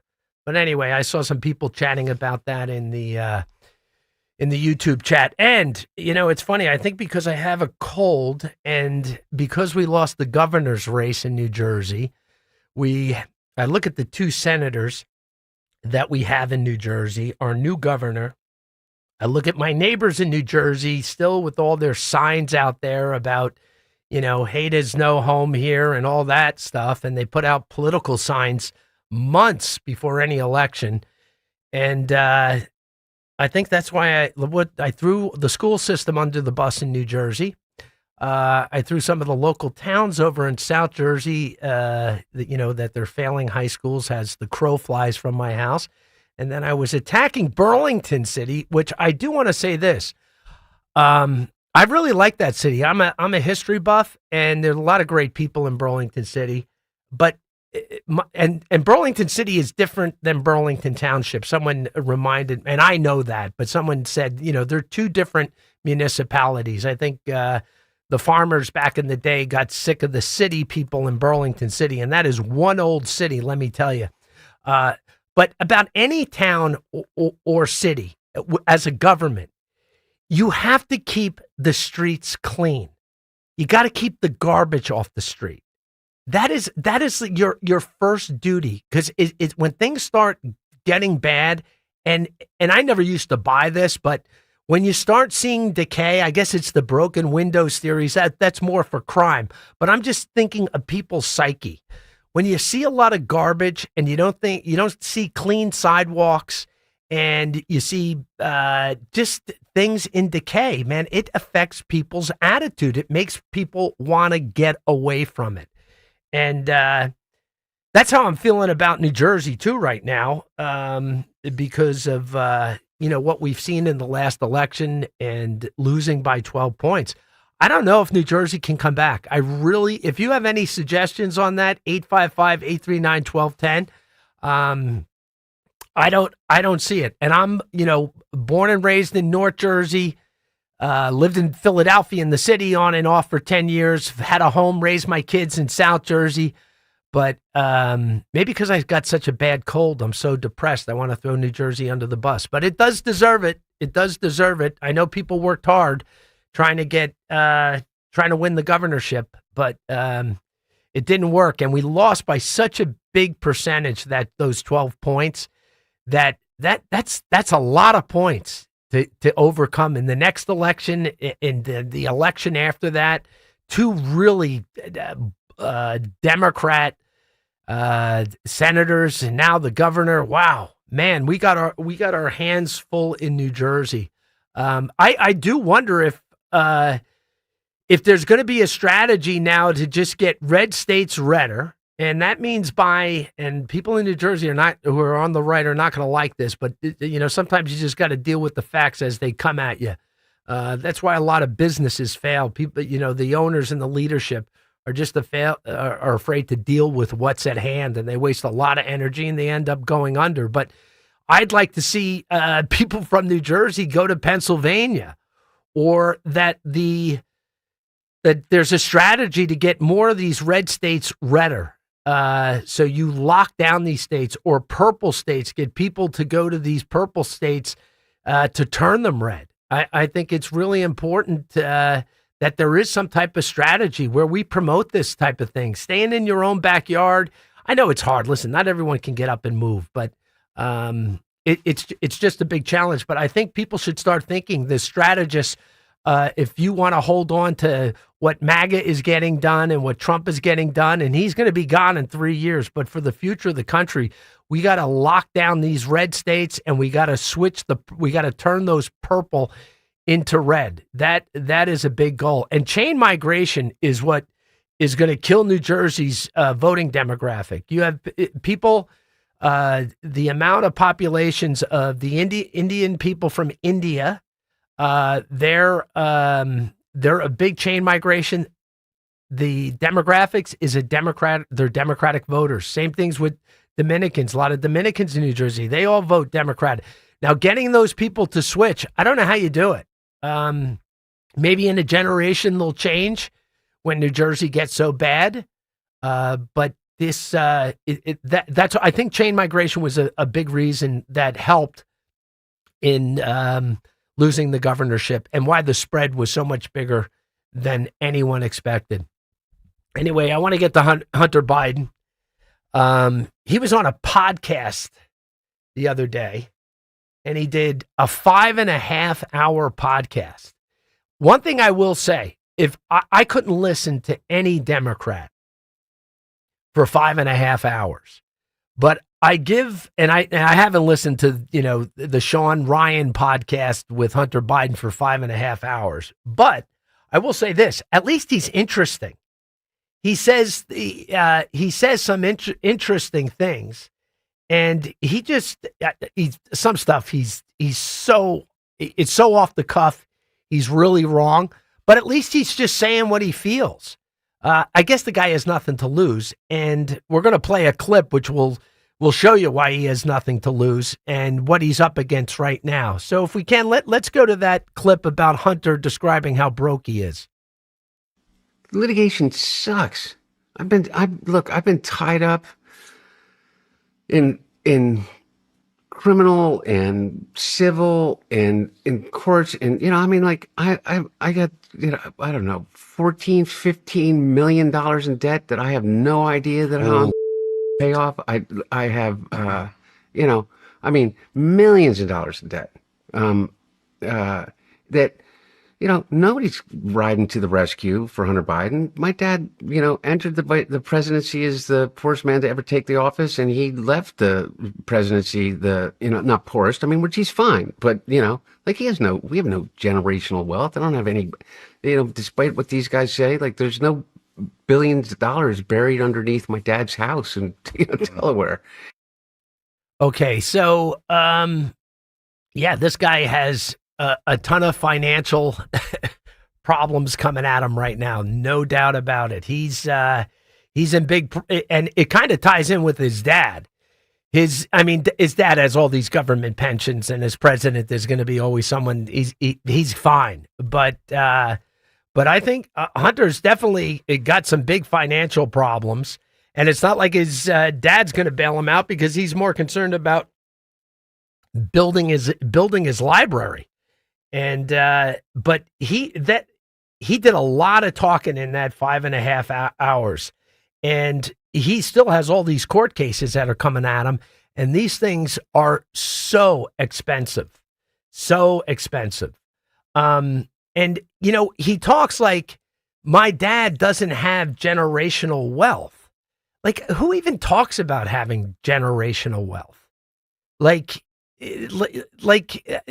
that's his starting point. In a way, the Bidens have always felt that they should have been the Kennedys. And there's actually, and listen, if you want to get a real history of the Bidens and why I always refer to them as Irish mobsters, there's a book that Alex Marlowe wrote called Breaking Biden. And it goes through the family history and everything you think you know. And Alex Marlowe is the editor-in-chief of Breitbart. And everything you think you know about the Bidens or what they've been presented at, there's a whole lot to learn about them. The whole thing being from up in Pennsylvania. He was, in his childhood, his father was living a wealthy man's life with an uncle. And little Joe had a pony. I won't go into all the details and go over all Joe's history right now. But the fact is the Bidens always thought they were the next Kennedys and they were entitled to generational wealth. Now, for most people, they've made more money than most people in America doing what they do. And how you do that as a U.S. Senator is pretty incredible. But that seems to be the thing that's going on. But the fact that Hunter is like, we don't have generational wealth. Like, who thinks of generational wealth unless you've been living on Park Avenue in New York, or you've been living up in Newport. That's where generational wealth. But they actually had it. I think their expectations is that they deserve generational wealth. That was the family's expectations. And Joe Biden's two brothers were out cutting these kind of lowbrow deals all over the country when he was the vice president, when he was a U.S. senator, back in Delaware, allegedly, the Biden brothers, using Joe's name, were out there cutting all these crazy deals. And people that live in that, you'll never have generational wealth from doing these scams. It just, you don't get generational wealth that way. And that's why Hunter should lower his expectation. That shouldn't even be in his vocabulary. And it's funny, they want it both ways. They want to be like the working class people, and they're just like everybody else in America. But, the first thing out of Hunter's mouth is generational wealth. But think of when I was talking some of the deals about his uncles were doing, which were domestic deals. And believe me, they were up to their neck in all kinds of deals. But this guy, at least Hunter, was smarter than the uncles, because he knew where the real money was. And that was going to China and Russia. It was selling influence. It was Ukraine oligarchs. He was the one guy he was doing business with was like the guy that gave him an 80,000 diamond, which he can't remember what he did with it, was this guy Ming, and he's completely disappeared. Once the CCP thought this guy Ming's connection to the Bidens was now going in the wrong direction legally, the CCP just made the guy disappear. But the mayor of Moscow's wife, he was even dealing with African leaders. It's like he had friends in the Kremlin. So at least Hunter was hunting for big bucks in the right places, where his uncles were doing kind of like these medical deals and kind of side off stuff. One, the early one for his uncle was some nightclub that went bankrupt, and but there was all type of kind of political money behind it, allegedly. Who knows? Then he was with this Devin Archer. And Devin Archer is now going to jail. This was Hunter's, this was his main partner, this Devin Archer guy. And his big thing for going to jail is he ripped off Native American tribes with fake annuity bonds. And it was a complete Ponzi scheme. Now, why Devin Archer got nailed and Hunter didn't, I don't know. But that's interesting. I just read about that the other day, about the Ponzi scheme selling annuity bonds to the Native Americans. I thought this was interesting, too. Hunter used to hang out with the M Street crew in Los Angeles. They were a gang. They were, they dealt in drugs, they dealt in guns. And in some of his pictures, he's actually hanging out with these guys smoking crack. I mean, it's obvious, that if you're smoking crack with gangsters, I mean, you have not I'm not talking about the public perception of that, what people are going to think if they ever find your laptop, but the fact that these guys, something bad could happen, you could get whacked just standing next to them.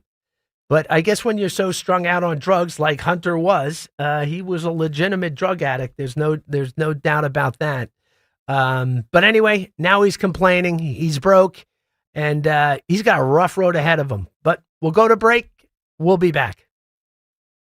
Attention! Have you racked up $10,000 or more in credit card debt? Are you barely getting by making minimum payments? With credit card debt reaching all-time highs, National Debt Relief is notifying consumers about significant debt relief options currently being made available to help those with overwhelming credit card debt. These options may reduce a large portion of credit card debt for those who qualify. You don't need to declare bankruptcy or take out a consolidation loan, and you may only have to pay back a fraction of what you owe, even if you have bad credit.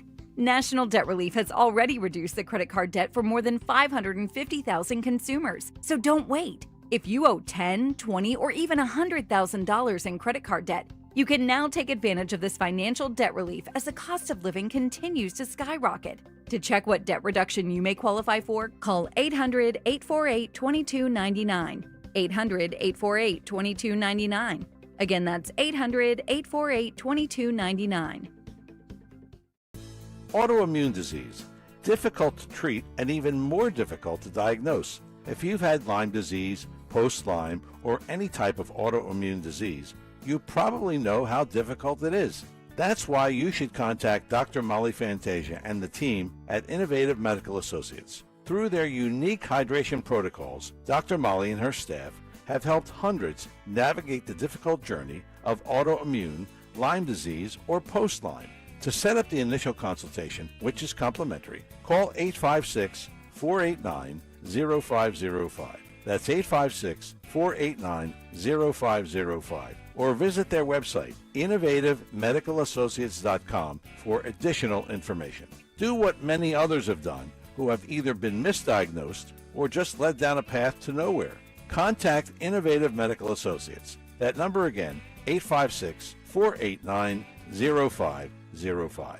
For 125 years, the Philadelphia Orchestra's musicians have been the magic makers behind our legendary sound. Join us for these upcoming concerts. Celebrate New Year's Eve with a night of movie magic. Hollywood's go-to conductor Anthony Parnther joins the Philadelphia Orchestra for a blockbuster evening of iconic film music, from The Wizard of Oz and E.T. to Psycho and Sunset Boulevard. Enjoy a complimentary champagne toast and welcome 2026 in style with the Philadelphia Orchestra. Get your tickets at philorg.org. It's time to cut your old point of sale system and revolutionize your business with PDQ POS. Joe Flynn and his team at PDQ have been the industry leader for over 35 years. They offer everything from mobile POS to self-service kiosks and the best service and support in the industry. For the fastest, easiest, and most reliable POS available, trust PDQ POS. No matter how many locations you have, they'll build a custom solution for your business. Visit pdqpos.com. Don Stensland this morning at 10. Kayal and Company now on Talk Radio 1210 WPHT and the free Odyssey app.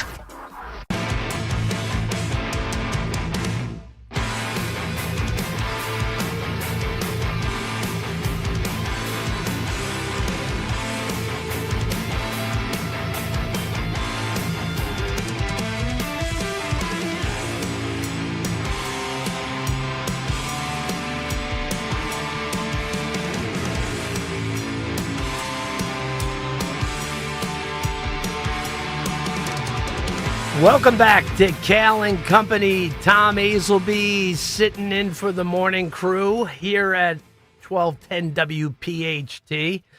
I'm going to get into, I wanted to, before I get into some of the financial stuff, and I don't want I'll try to make it interesting. I hate reading numbers on the air because, when someone's giving me numbers, I got to have a pen and paper in front of me, so I try not to do it in the radio show. But I am going to get into the financials of what's coming out with the economy and affordability, because that seems to be the nice new word. But before I get to that, I was having an interest. I read this statistic, and it's about reading, that 29% of the people, in America were reading we're reading regularly.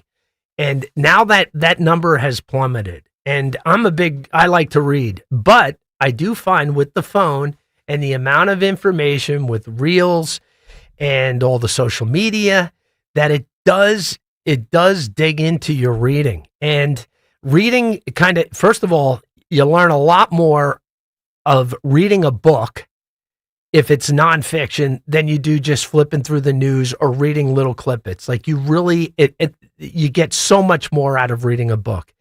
The other thing, and then people are like, time, I don't have the time to read a book. You do have the time. You just got to knock out other things. And I'm actually lecturing myself now, because I got to get my reading used to be ferocious, and it's definitely been cut back because of all these distractions. There's no doubt about it. But they also say they've done studies like your mental health from reading and your creativity and your ability to think, that reading helps all that. And I'll tell you one thing, scrolling through that phone and looking at reels, that ain't doing it. Or just reading news clips. There's just something about it. And, listen, I have no idea what the cognitive effects it has on you, but it can't be healthy. So anyway, my recommendation, and I'm committed to do it in this next year, if you're going to have a New Year's resolution, you should definitely start thinking about reading more. So that's my public service announcement. And it made me think of, it's funny. I was giving a book recommendation like years ago, like when my friends was like, I need to start reading. What should I read? This is like, I'm talking 20 something years ago. And one of the books I used to like to recommend to the guys I kind of hung out with, like who were kind of like, I don't know, they fit a certain profile. And I would always say to them, read Shadow Divers. And Shadow Divers was a book about these guys in the Jersey Shore down near Brielle. I haven't read the book in a long time, but these divers would go out and they would look for wrecks, reefs, everything off the Atlantic coast. And it's not like beautiful tropical water down in the Miami or the Caribbean or anything like that. But these guys were hardcore divers. But a fisherman came into a local tavern. And if you want to read the book, I highly recommend it because I think it's like one of those books that if you have a personality that you're into this, if you read this book, you'll want to read more books. I that was my theory when I would tell a friend who wanted to read more and he wanted to read nonfiction. And I would say, read this. And then I'd give him another book and another book. But anyway, these guys are talking to one of their fishermen, but he says, I'm pinging something when I go out, and he gives them the longitude and latitude, and he says, I think there's something down there. So these divers, guys that do it for a hobby, they would go out and they would find a German submarine. And the book is called Shadow Divers. They would find a German submarine from World War II, untouched. After the war, they marked and tried to find all these submarines. The Europeans did it, the Americans did it, but they had no idea whatever happened to this submarine. So these guys actually go down to this submarine. They find it. They don't tell anyone about it. They would actually go into the submarine. They'd go into the submarine and they started, I think they took some of the stuff out. Eventually, they would meet the families of the people. You can read the book. People die in this because this is extreme diving. So why am I telling you about this? Because I want to tell you about a guest I'm trying to get for January 2nd when I'm doing this show. I have a friend who's a special operator on SEAL Team 6. We're friends down in Florida. And I was telling him about this book. And he's like, all right, I'll put it on my reading list. I'm like, they dove at extreme depths. Now, obviously, if you're a SEAL Team 6 operator, you know how to parachute, you know how to dive, you know, hand-to-hand combat, guns. He's actually an ordnance specialist. That's how he got brought into the SEALs. He's like the Hurt Locker type of guy. So I'm trying to get him on January 2nd, and I want to do a thing where we can do it through the YouTube. You can, ask a SEAL. I would prefer, we'll talk a little politics. He's got political views. But when we play Ask the SEAL, you can ask about just being a SEAL, like what are some of the things, craziest things or whatever. So maybe we'll take questions off of the YouTube. Maybe we'll have some callers, but I'm planning on doing that. But a quick story about him. When I was telling him he should read this, he goes, well, what depths were they diving at? Now, I'm not a diver, so I don't know what extreme diving is. So I said, I don't know, 150 or 200 feet or something. And he goes, well, I've dove at 350 feet. And I'm like, 350 feet. And if you're a diver, maybe I got this wrong, but he dove, when he would dive at this extreme depth as a SEAL, he was using nitrogen, not oxygen. I guess I don't know the science to it all, but you have to use nitrogen. And I'm like, wow, you're down at 300 feet. I go, what's that like? And he says, it's dark and it's very quiet. And I was like, and he was like kind of moving his hand when he was telling me the story. And I go, what are you doing down at that depth? And he goes, I'm looking for mines. Like I said before, he's an ordnance guy. And I go, well, why are you moving your hand like that? And I guess they have something, it's like a mine detector. There's a name for it. And my first question, at that depth, I'm like, he says, you can't see a foot in front of you. You can't hear anything. It's perfectly quiet. And I go, are you worried about like a shark coming out of nowhere and, biting your head off? And he goes, that's the last thing I'm worried about. He goes, what I'm worried about is blowing myself up, like tripping a mine down there. And he goes, so you're just hyper focused on the biggest concern. And a shark swimming in the dark in the ocean somewhere in who knows, in the Middle East, out in the Pacific. I don't know where he's been all over the place. And he goes, no, when you're in those type of situations, you're only really focused on the worst thing that can happen to you, not a shark. And the worst thing is having a mine go off you because you make a mistake. He goes, that's what you worry about. And then he says to me, he goes, and by the way, I'm all the way at the bottom of the ocean. He goes, sharks usually attack you from coming up. So it's another reason not to worry about them. And I was like, wow, what a job, what an experience. Never mind being part of SEAL Team 6, but your specialty, and you got to be able to do everything, jump out of planes. But his specialty, why they brought him over to SEAL Team 6, is that he knew bombs. He had that kind of engineering, mechanical mind. But anyway, I'm hoping to have him on January 2nd. And I think that would be fun because a lot of people would like to ask questions to an operator who was with SEAL Team 6. So that's on January 2nd. So I hope you're listening. I'm going to try to get people to call in and ask some good questions. So I'm going to talk about the economy now. So there's a guy, Ken Rogoff, and he was just on CNN. And the CPI, the Consumer Price Index, went from 3.1 to 2.7. It was very unexpected. So that's indicating, what's going on in inflation. So this guy, Ken Rogoff, and I love this because he's on CNN, and this guy does not like Donald Trump. I read about his history. He doesn't like Donald Trump at all. But here he is. He's on CNN, and he's going to have to. And before we play the clip, I want to give you a little bit of background so when you listen to him, you know what position he comes from. So this guy is a Yale MIT guy. I'm sure he's really smart. He's a chess champion. Came from a very wealthy family. He's hardcore anti-Trump. And, I always like to check people's resumes because I think the more elite people are on the Democrat or the Republican side, the less contact they have with the working class, the middle class. They seem to they really can't stand Trump. Like their contempt for him is beyond the pale, as they say. And I'm not just saying people on the left. This is the corporate and country club Republicans. The further they get up into what Hunter was talking about, generational wealth, they seem, if they're a Republican, that they really can't stand Trump. And that's why Wall Street has all gone Democrat. They were all set in the Democrats. They're helping Trump now because he's become such a powerful movement. But anyway, so this guy fits that description perfectly. This guy has said, Trump is dangerous. He's dangerous for the economy. His disruptions could cause chaos. These are all the things he's been saying about Trump since Trump came down that elevator down in 2016. But now let's listen. We're going to play clip 2 with Ken Rogoff on what he's saying about this inflation or the consumer price index. It was a better number than anyone was expecting.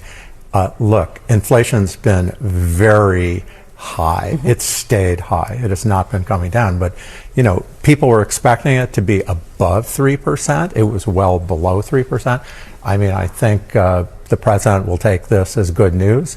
The investors will think that interest rates will get cut more. So, it was a positive news. There's no other way to spin it. Absolutely. Okay, that's the magical line right there.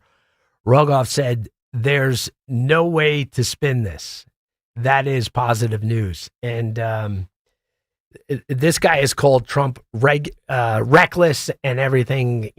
He said a ton about Trump. But right there, when these numbers come out, it gets really hard for these guys when they're sitting on CNN, especially he's an economist. He does have somewhat of a reputation that he wants to maintain. The politicians don't care. You put a Democratic senator or a Democratic congressman, if they asked them about that number, they would just start saying, oh, well, gasoline in California is $6. And everyone's like, yeah, well, it's always $6 because they tax the hell out of it on a local level. Or they'd just say, they changed the subject when they're reporting on that giant drop in the CPI. They would say, yeah, but Trump is kidnapping brown people off the streets and sending them back to their home countries. Like, they'll just say it. But when you do get some of these guys who go on CNN, they got their numbers guys. They got to live with the numbers. As much as that pained that guy to say it, that Ken Rogoff, he had to say it because he's a numbers guy. And that number of 2.7 was really good. And he kind of said, what did he say? He said, well, it might be like good for the guys on Wall Street and this, but the real thing, it's good for the country. He picked like a couple of categories of who it would be good for. It's good for everybody. It's good for the nation. It's good for our economy. It's good for the president. It's good. It's good across the board. It's not just good for Wall Street. It's good across the board because if the price index is coming down, that's a good sign that if it keeps coming down, they're going to get these interest rates lowered. People are going to get a lower mortgage. They're going to get a lower college loan. They're going to get a lot of things that are lower. So it's definitely a plus. And this inflation thing, and one thing about, the inflation, we all know where to point that finger at, and that's at Biden. He destroyed with COVID, destroying the supply chain. That takes a long time. You can't, over decades and decades of supply chain, and then you pull in all these ridiculous COVID rules where no one was working. Once you go over the top and break something that took decades and decades to build, it's going to take a while to build it back. The same with inflation. That's not something you're going to fix overnight. And then just the trillions of dollars that flooded the economy with free money. That just shot everything through the roof. And I won't bore you with all the different infrastructure bill and what was spent and how it was wasted. We all know what happened. And then you come in and spend all that money, and then you overregulate everything, which regulation slows down an economy. So we'll just sum it up this way. Joe Biden wrecked the economy. But the truth is, why would anyone think he knew anything about an economy? He's never run anything in his life. He couldn't run he couldn't run a 7-Eleven. The guy could not run a 7-Eleven. That's why he picked Kamala, because Kamala probably could, because he said I think he said everyone who runs 7-Elevens or Dunkin' Donuts or Indian. You remember that? Oh, he'd come up with some crazy things. And never mind, what was his uncle that got eaten by the cannibals? Wow. Well, crazy stuff. But that's the guy that was running your economy. So when we start hearing about how the Democrats started jumping on the affordability, and they started yelling, affordability. Like, now Trump is going to be responsible for everyone's affordability overnight after all this destruction. After all, he's going to, it's not like shutting down the border. That's a physical thing you can do. It was very simple. Trump sneezed and the border was shut down. But an economy is far, far more complicated. And when you have guys like Joe Biden, leftist Democrats, wrecking it with their economic policies, Trump's not going to come in and wave a magic wand and fix it for you. But let me tell you, it seems like he's doing better than I thought of trying to get this thing turned around. It's still going to take time. And I'm going to play another clip, this third clip by Kevin Hassett. This guy might be the head of the Federal Reserve at some time. He's one of Trump's top advisors. He was in his first administration. And we're going to play a clip from him with more good news for the Trump economy. So we'll listen to that. It's a fantastic report, 4.3%. It's just about as good as GDP numbers get. And especially coming, on the heels of the CPI report, Consumer Price Index report we got, which you actually showed some interesting data that is consistent with, that showed that core inflation is all the way down to 1.6%. And so I think that these numbers are showing that President Trump's trade policy and his supply side policy, which is really increasing factory production and so on, is having a big effect, as is his trade policy. So if we abstract from the reduction of the trade deficit, then the 4.3% number would only be 2.6%. So Trump's trade policy is really working as well.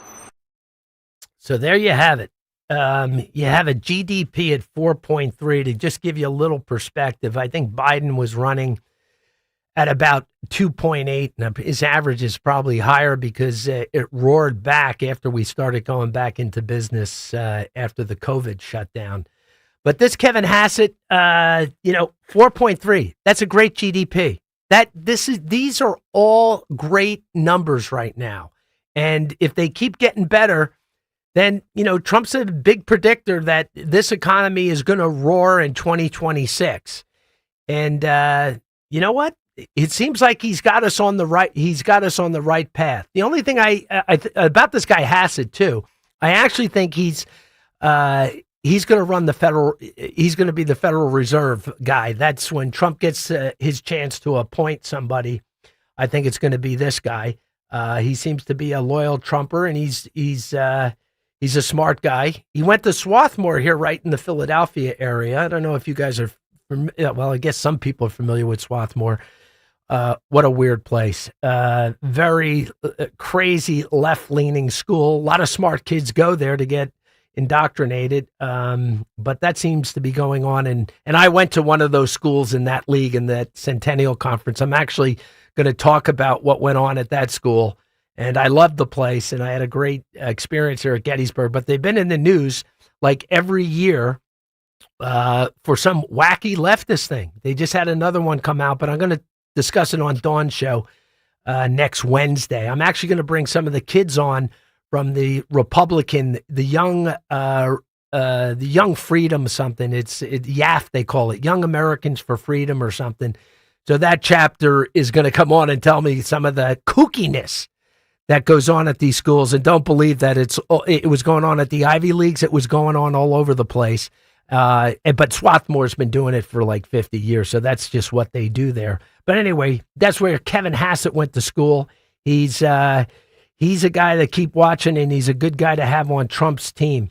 And CNN, when you look at the broadcaster there, they're just hoping, they're just wishing so much that this guy can just deliver some bad news for us, because that's what they live. They eat that stuff to tell you how bad it is. But the news that's coming out with the economy is good. But I'm going to go dig a little bit more, and I want to talk about affordability, how the Republicans nearly fell into a trap by picking up on, same with the Epstein thing. I'm going to compare the two, the Epstein thing and the affordability thing, when we get back from this break. So we'll be back in a minute. Talk Radio 1210 WPHT will ring in 2026 with the legendary Bob Pantano. Be here starting at 7 p.m. for the New Year's Eve dance party, live from the Adelphia Ballroom. It's how New Year's Eve is meant to be celebrated. Great music, friends, and fun. The Bob Pantano New Year's Eve dance party. Starting at 7 p.m. live on Talk Radio 1210 WPHT and at Bob Pantano Dance Party Radio on the Odyssey app. Hi, this is Dave Barlow from Barlow Buick GMC in Woodbury, New Jersey. This holiday season, bring home a truck that delivers. The GMC Sierra delivers the power for the windy winter roads, delivers luxury with premium comfort, and delivers professional grade. At the Barlow Holiday Sales Event, you'll save on more than just the factory rebates. Visit Barlow Buick GMC in Woodbury or shop 24/7 at barlowautogroup.com. Buick, exceptional by design. GMC, we are professional grade. Hey, I hate to break it to you, but winter is here. Dawn Stensland here. If you've been procrastinating and getting your old furnace replaced, stop putting it off. We yell at our kids when they procrastinate and getting all their homework done, right? Well, we need to practice what we preach, and you don't want to be left out in the cold. You got to call my guys, Marvin E. Cann's Heating and Air Conditioning. Replace that old unit with a Trane furnace or heat pump. It's hard to stop a Trane, Trane. MarvinECans.com. Tell them Dawn sent you. At PGW, safety is essential to delivering clean, reliable natural gas to Philadelphia homes and businesses. If you smell gas, call PGW at 215-235-1212. Anthony Gambone and Denise Gambone. We've been with Crash Proof Retirement since 2016. With the holiday season upon us, there's nothing I'm more thankful for than being here with Crash Proof Retirement. You're guaranteed to not lose any principal, and you're cheering the stock market to go up because it means you make more money. That's the beauty of the Crash Proof system. I've made money and I haven't paid for anything. You secure your nest egg, then it's compounded the next year. There is real growth. Since Tony and I came to Crash Proof Retirement, we have made a substantial amount of money. And I mean, what's not to like about coming to Crash Proof Retirement? I would encourage everybody to have that same sense of security and peace for 2026. Schedule an appointment or register for our next event at the Copperfield Inn on Wednesday, January 14th. 800-722-9728 or crashproofretirement.com. You're a winner this winter when you play Borgata's Winning Wonderland. From now through December 27th, earn entries in slot and table games for your stake in over $1 million in prizes, including 2 Mercedes G550s, each valued at over $170,000. Drawings take place every Saturday with grand prize drawings on November 29th and December 27th. For details, visit theborgata.com. Must be 21 or older. Gambling problem? Call 1-800-GAMBLER. Hey, Royers Ford, remember to tell your smart speaker to play 1210 WPHT.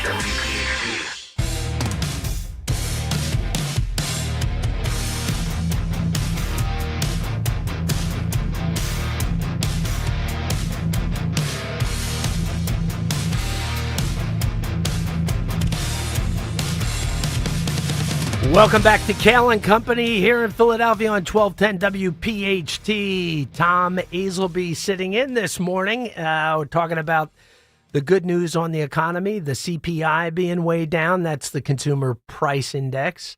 The GDP, we got it up over 4%. That surprised everybody, too. This is good stuff. I'll give you a couple more numbers, then I'll leave you alone with the numbers. They actually think the budget deficit in 2026, they're predicting it will be $600 billion lower than previous years. That's $600 billion. I don't know if the tariffs are helping with that, but that is a big, that it's going to be, doesn't mean we're not going to still overspend, but we're going to be spending a lot less, and they're predicting $600 billion. Another thing that is interesting is our trade deficit is predicted to be cut in half. That means, what we import compared to what we export, we're always importing a lot more. And it looks like that differentiator from what we export import is going to make our trade deficit a lot healthier. So these are all really, really good things happening with the economy. No doubt about it. Now, listen. You could be in a great economy, and I don't want a great economy doesn't mean everyone's going to do well, because everybody makes their own personal decisions and choices, and they invest in certain things. They go to certain jobs. People get sick. Like the media tries to present that the government is totally responsible for your economic outcome. That's ridiculous. And I started getting worried. And I'm going to compare it to the Epstein files. When the Republicans jumped on, when they lost in New Jersey, when they lost the 3 elections, Virginia, New Jersey, and what was the other one that got everybody upset? But anyway, they were all blue state losses. There were blue state losses, and we were all losing our minds, like, oh, my God. And then the Republicans like, oh, we lost because of affordability.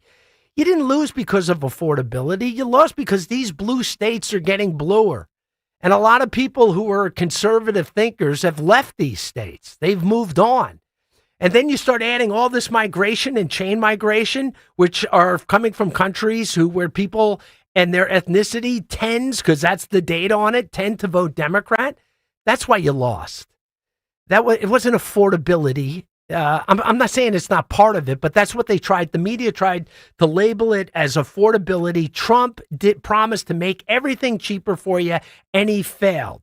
So we got to get rid of him in the next congressional election because he's not making your life affordable. And then what worried me is Republicans got on the same bandwagon, like acting like in this short time, Trump's going to wave a magic wand and you're all going to get affordability. Even when economies are booming, there's certain people in the country that aren't going to do well in that economy just based on their own personal decisions.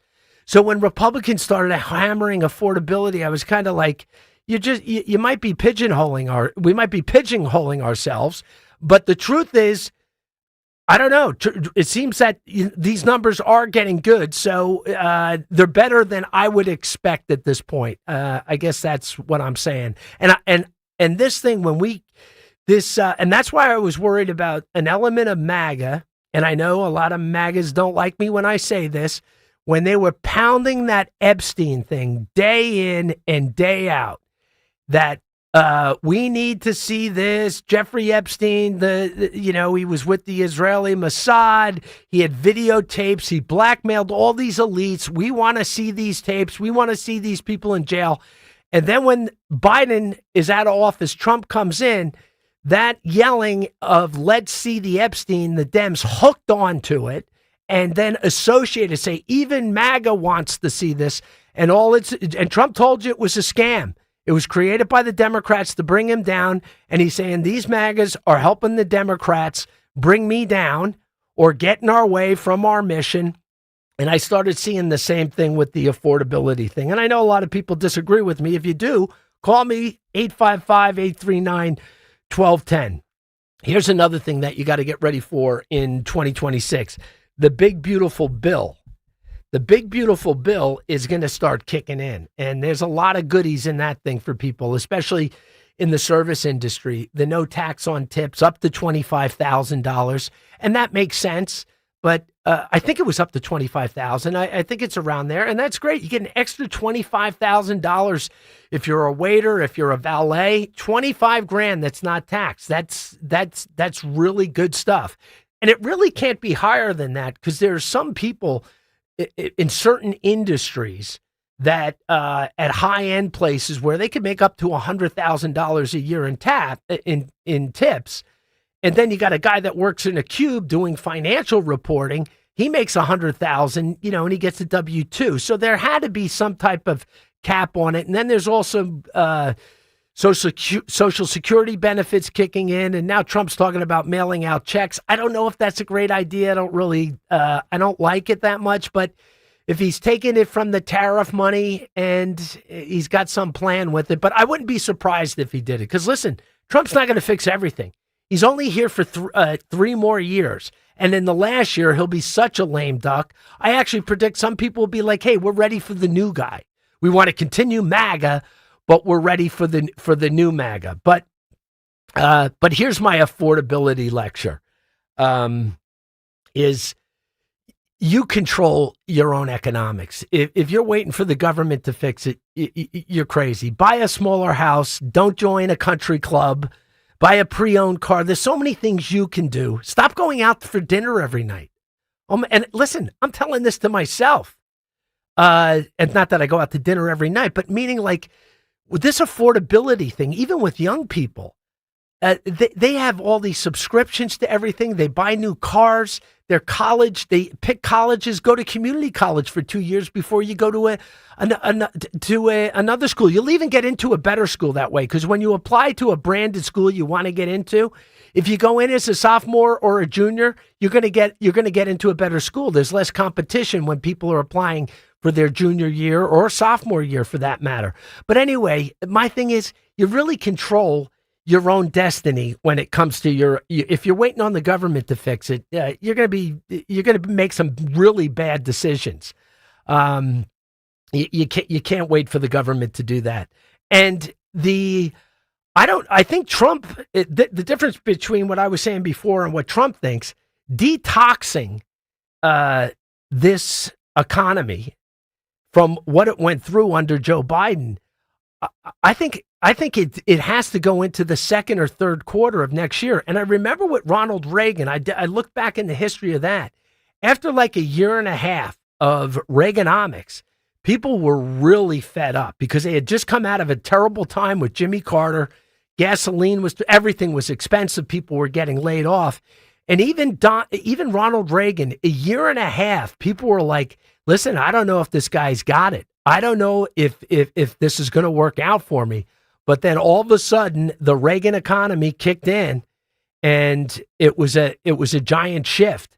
But my point is, these things they definitely take time. They take a good amount of time to turn around. But I don't know. Trump knows finance. There's no doubt about that. And he understands money, because when you're a developer, you are always leveraged.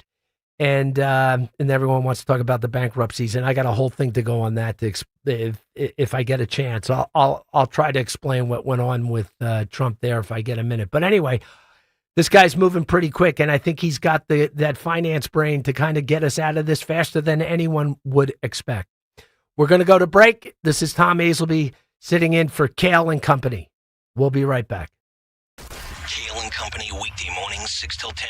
Insults that are used towards bald people, some of which I've never heard and some I absolutely love, including coconut bounce, eggshell, cue ball, light bulb, and slaphead. I love slaphead. Yeah. Slaphead is a totally underrated word in this country. That's what I'm going to start calling the show. Slaphead and Company.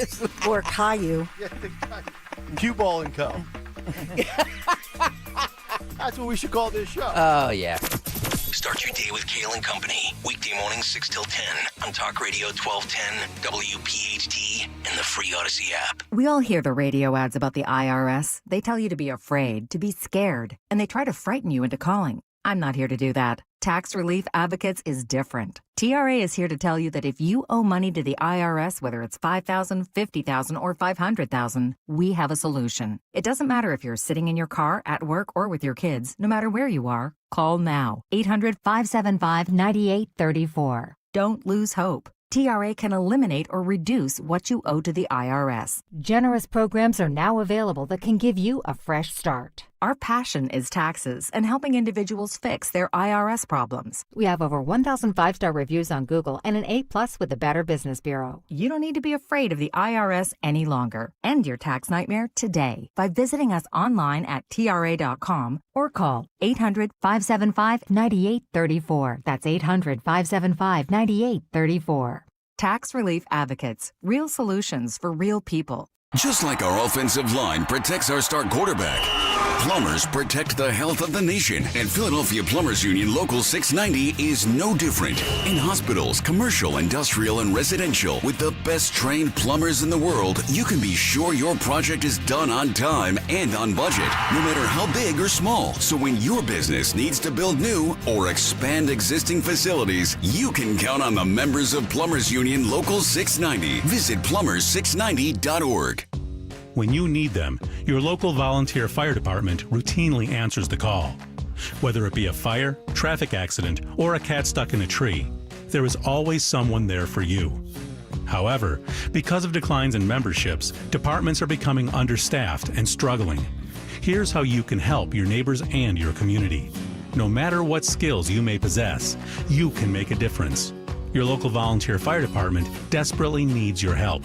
WPHT, WPHT HD, WOGL HD3 Philadelphia. From the Piazza Premium Automobile Studios, powering your drive with 10 brands and 20 locations. Always live on the free Odyssey app.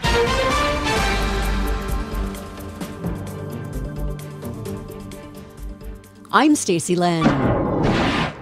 The U.S. strikes ISIS in Nigeria. Here's CBS's Michael George. President Trump says the goal is to stop the killings of, quote, primarily innocent Christians. Defense Secretary Pete Hegseth says there's, quote, more to come. Nigerian special forces also participated in the strikes. Southern California is drenched. Andres Gutierrez says the severe storms triggered flash flooding and mudslides. Here in Altadena, burn scars from earlier wildfires are sending mud and debris into neighborhoods. In Wright, Brightwood, emergency crews responded to multiple rescues as water and mud poured into homes. At least 3 people have died since the storm began, including a man in San Diego killed by a falling tree. If you're a snow lover, CBS New York meteorologist Tony Sadiku says there's some good news for you. Post-Christmas snowstorm moving through the Great Lakes all the way to the Northeast. Ice storm warnings for parts of west central Pennsylvania. Going to be a messy drive along I-80. Winter storm warnings for New York City, which could accumulate to the biggest snow the city has seen in nearly 4 years.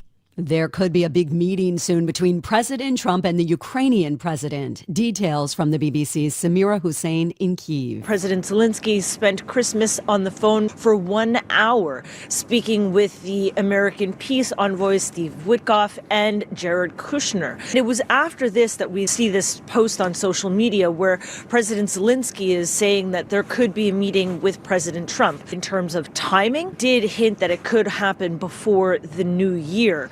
2026 is going to be a milestone year for baby boomers.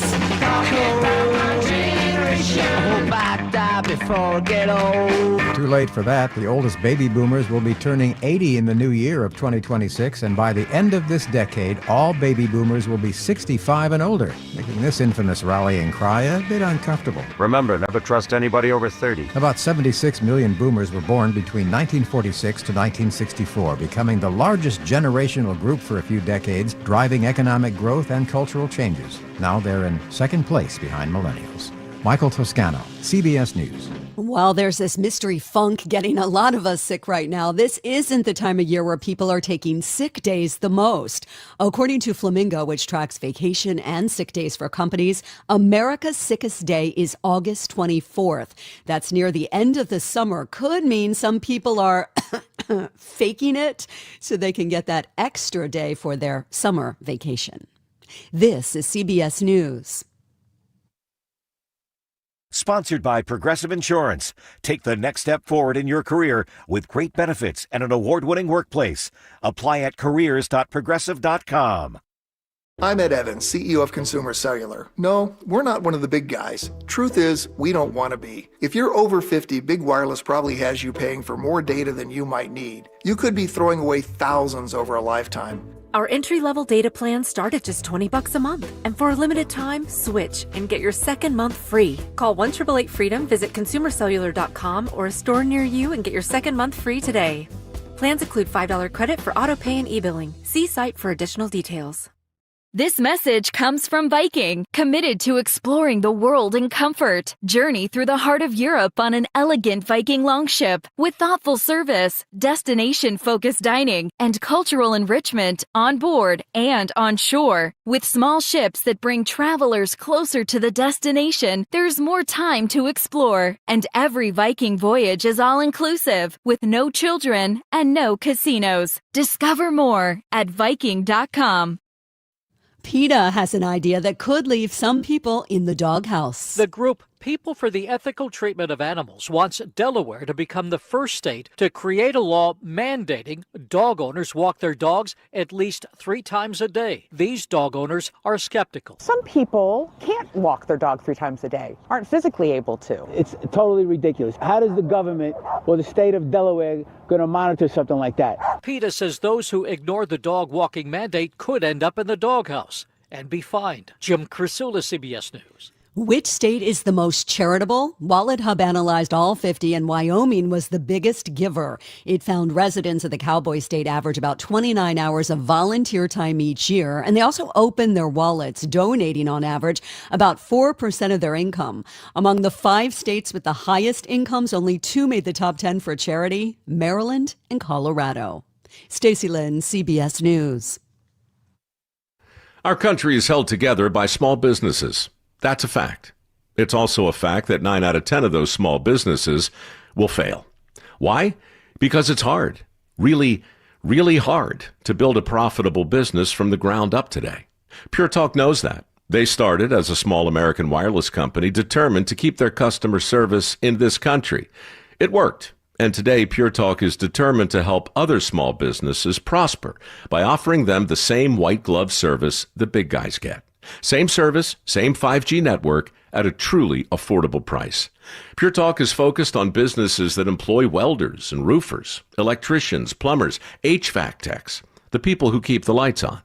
If that sounds like your business, give Pure Talk Business a try and see just how much you could save. Dial pound 250, say micro, to switch to an American wireless company who understands the power of small business. Pure Talk. It's the Big 3 at 8 on Kayal and Company. Company this day after Christmas. Tom Hazelby sitting in for the morning crew today. I noticed in the chat, Jerry Garcia, speaking from heaven, said, I'm hoping, he says, I like his shirt. I hope he's talking about my shirt. If he is or isn't, I'm going to take the compliment either way. I'll give a little bit of background since I got complimented on my shirt from Jerry Garcia. I was in the apparel business back in the day. I actually started here in Philly. It lasted about 10 years, and you can still, what I find amazing, my kids find it funny, you can still find some of my clothes on like Etsy and eBay, and they still have their tags on them. The company was called Beetlehead. It was a Prep B surfwear line many, many years ago. But since Jerry is listening, Bob Weir used to wear these jacquard polo shirts I used to make.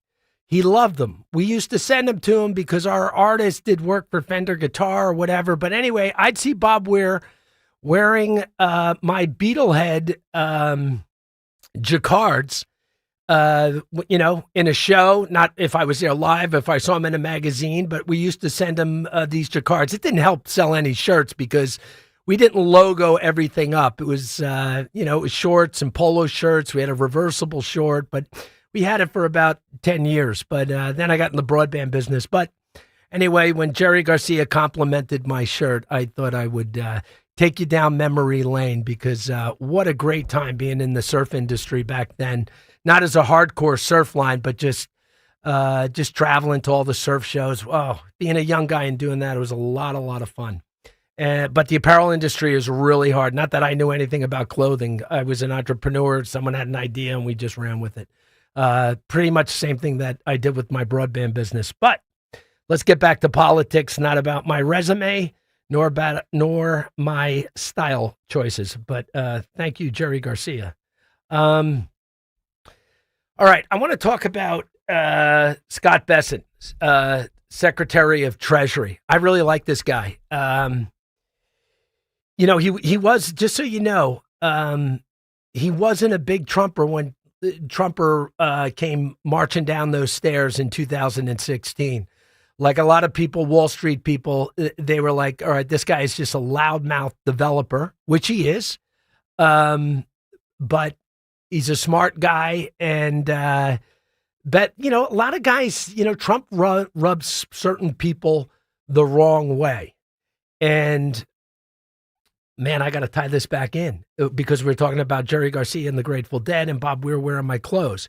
So a friend of mine who I've actually had on the show who redid the venue here on North Broad Street. What's it? It's a theater now. It was the old Opera House. So my friend redeveloped that, and then he did the Lorraine Hotel. But he's good friends with the Grateful Dead now, but that's just another story. But he was Donald Trump's first apprentice before there was the television show. Now he has become a developer, blah, blah, blah. So, and I've actually had him on the show because he's a fascinating guy. He hangs out with the dead. He was Trump's apprentice before there was apprentice. But he told me this, which I found very interesting. When he was a young kind of guy, developer, came from a construction family, he said that Donald Trump didn't like bankers. He didn't like any of the Wall Street guys. He liked celebrities, and he liked the builders, and he liked the electricians, the maids, the valets, and he spoke their language. That's why Trump offends so many of the corporate country club elites, is because he built his business not in Silicon Valley. He didn't build it on Wall Street. He didn't get all that. He built it with construction workers, with electricians, with maids, with caddies, with golf pros. Like, that's where he built his business, and he talks that language. And I actually think one of the things is because the way his demeanor or his sensibilities, he just doesn't have that Union League kind of style. And they always felt he wasn't in the club. So I'll get back to what I was talking about. Scott Bessent, my guess is the Secretary of Treasury is actually, he grew up in South Carolina. He actually came from humble beginnings. I think his dad died when he was very young, and his mother took over the real estate business. But I think he was, Wall Street, Ivy League educated. He's worth about $500 million. And he's a gay man with 2 kids. I actually think guys like him and Rick Grinnell are a lot better than Pete Buttigieg. And then you had the general from the health department. Well, she was trans. She wasn't gay. But anyway, I think I'll say it. I think our MAGA gay comrades are better than the gay comrades of the Democrats. That's just my opinion. I think they're smarter, they're better, and that's why we have a great team, and that's why we've been winning. So what happened to Scott Bessent recently, and he was the guy when he interviewed with Trump for the job or a job in the administration, and I'm a big believer in this. He said 1/3 of the economy that we have to take the federal government. The federal government pushes so much money into the economy, and he said we got to get 1/3 of that money and get it back to the private sector to let them push it into the economy. And that could be Wall Street, that could be Silicon Valley, and these are high level things beyond my pay grade, but. That's really how you get a smaller federal government. You starve it. You don't let it put the money in. You allow the money to stay into the private sector and let it push the economy. It's a simple concept, and Scott Bessent is a really big believer in that. And so he goes out to dinner. This is a guy trying to have a glass of wine. He's a very dignified man. He's trying to have a nice glass of wine and a dinner at a restaurant in Washington, D.C. And I actually have a clip of that. I think it's clip number 3. And he's confronted by Code Pink people. So if we have that clip, let's play our Code Pink friend attacking a guy just trying to have a nice dinner in a restaurant in Washington, D.C. Across the world based on his sanctions, which are economic warfare. Okay. Is that going to in any way intimidate you from living your life? Because this is the kind of stuff they pull. I think is that Code Pink, one of those groups? No, Laura, first of all, I'm not going to be coward. And you heard the boos on there. They were booing that deranged woman who's clearly her dad didn't pat her on the head enough when she was younger. So now the rest of us have to live with this. She stood up. They interrupted everyone's dinner. I wasn't that sad to be interrupted because the food wasn't very good at the restaurant. And it was also clear that the restaurant owner was in on it with her, that it was a setup. So don't worry. Restaurant's called Revelers Hour, and we'll be having MAGA night there sometime in the next month. So I hope everybody will show up for that. All right, Mr. All right. So this is what I like about Scott Bessent, right? He's fighting back. The old Bush Republicans, stodgy corporate country club guys, they wouldn't be going after that restaurant. They'd be like, that's not dignified. I'm beyond that. I'm bigger than that. But listen, the best defense is a good offense. There's nothing like a jab. If you could throw a jab, you'll be in good shape. And that's what this guy's doing. And, they didn't play this. But after this, Code Pink, they came up, the crazy leftist organization, disrupt everything. It's just wacky kookiness. They're kind of the female Antifa version. But what he said, he raised his glass to the woman that was harassing him. And he said in his toast, and he had one of those big fancy wine glasses, and he goes, "You are ignorant, and you have no idea how ignorant you are. You are ignorant, and you have no idea how ignorant you are." And then he goes on to go after the restaurant owner because they didn't throw the lady out. They let her do her own YouTube thing with her phone, and she had some other guy with her. But really, if you own a restaurant, and know what, I'm going to take a break, and then I'm going to come back, and I'm going to tell you why that restaurant should take some heat for this. We'll be back after the break. Cancer. If you've been diagnosed recently, it doesn't have to be as devastating as it may seem. Chances are you didn't just get cancer recently. What you need to do is visit the team at Innovative Medical Associates. Dr. Molly Fantasia, the PhD doctor and founder of Innovative Medical Associates, has helped hundreds over the years with her unique hydration protocols geared specifically to cancer support. The team is comprised of Dr. Molly Fantasia and her doctors, plus her outstanding nursing staff. With almost 30 years in practice, Innovative Medical Associates can help you navigate the journey through cancer and beyond. To set up your initial complimentary consultation, contact Innovative Medical Associates at 856-489-0505, 856-489-0505, or visit their website, innovativemedicalassociates.com. That's innovativemedicalassociates.com. Make that appointment, and you'll be on your way to treating cancer as only Innovative Medical Associates knows how. When equipment breaks down and operations come to a halt, every single second counts. So why is your maintenance team spending 60% of their time doing anything but turning wrenches?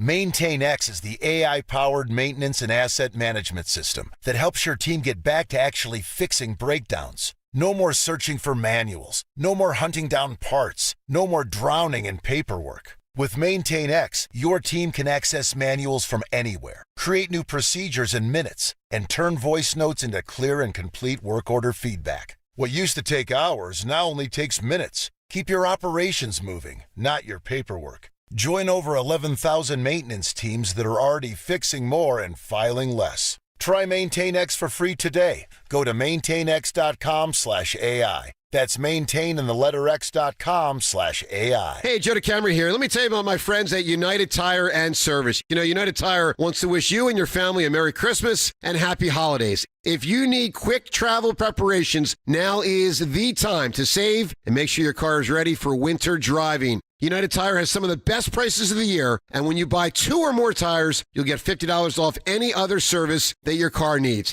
Happy holidays from United Tire and Service. And remember, don't drive alone, drive United. Visit UnitedTire.com. Winter's coming, and even small roof problems can become big leaks. I'm Merrill Reese for Impriano Roofing and Siding, trusted by local families for over 50 years. Their experts handle roofing, siding, and energy-efficient windows with no pressure, no gimmicks, just honest work and lasting results. Be proactive. Protect your home before the cold sets in. Visit Impriano.com or call 610-644-4444 today. The best homes have an Impriano roof. Impriano Roofing and Siding, family trusted since 1973. Got any gadgets? Get online protection. NordVPN has a ho-ho holiday deal just for you. Secure up to 10 devices with a single account. NordVPN's Threat Protection Pro feature helps you avoid malware, phishing, and annoying trackers. Just a few taps and you're safer online.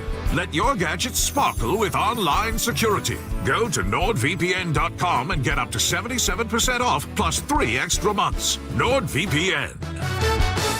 My name is Whitney Allen. I am a widow. My husband Ryan died. We never thought in a million years we'd have to use life insurance. The unexpected happened. With Ethos, it is so fast and easy. It's 100% online. You can get a quote in seconds, apply in minutes, and get same-day coverage. No medical exams, and you can get up to $3 million worth of coverage through Ethos. Get your free quote at ethos.com/radio. That's ethos.com/radio. Time spent on application may vary. Online health questions required. Free speech lives here with Don Stensland, 10 till noon on Odyssey's #1 talk station, 1210 WPHT.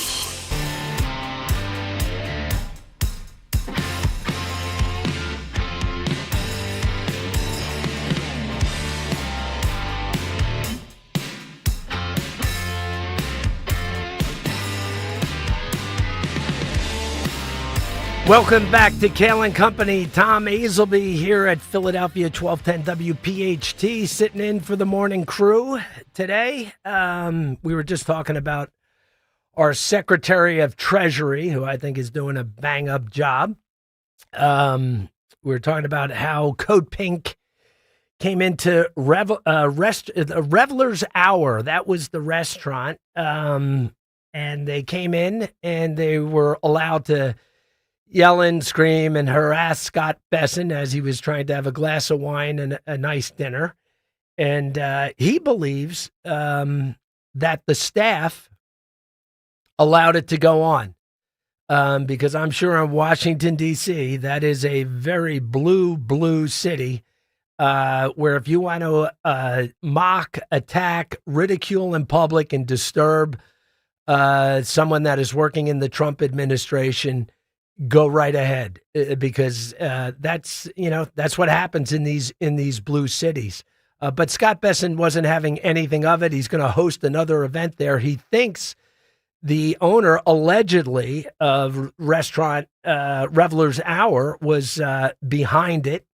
That would be pretty despicable. If I had a restaurant, and even if I had a Democrat I didn't agree with, who I personally didn't like, and I was running a restaurant, me and my staff would have that guy or person, woman, man or woman, bull rushed out of that restaurant before they knew what hit them.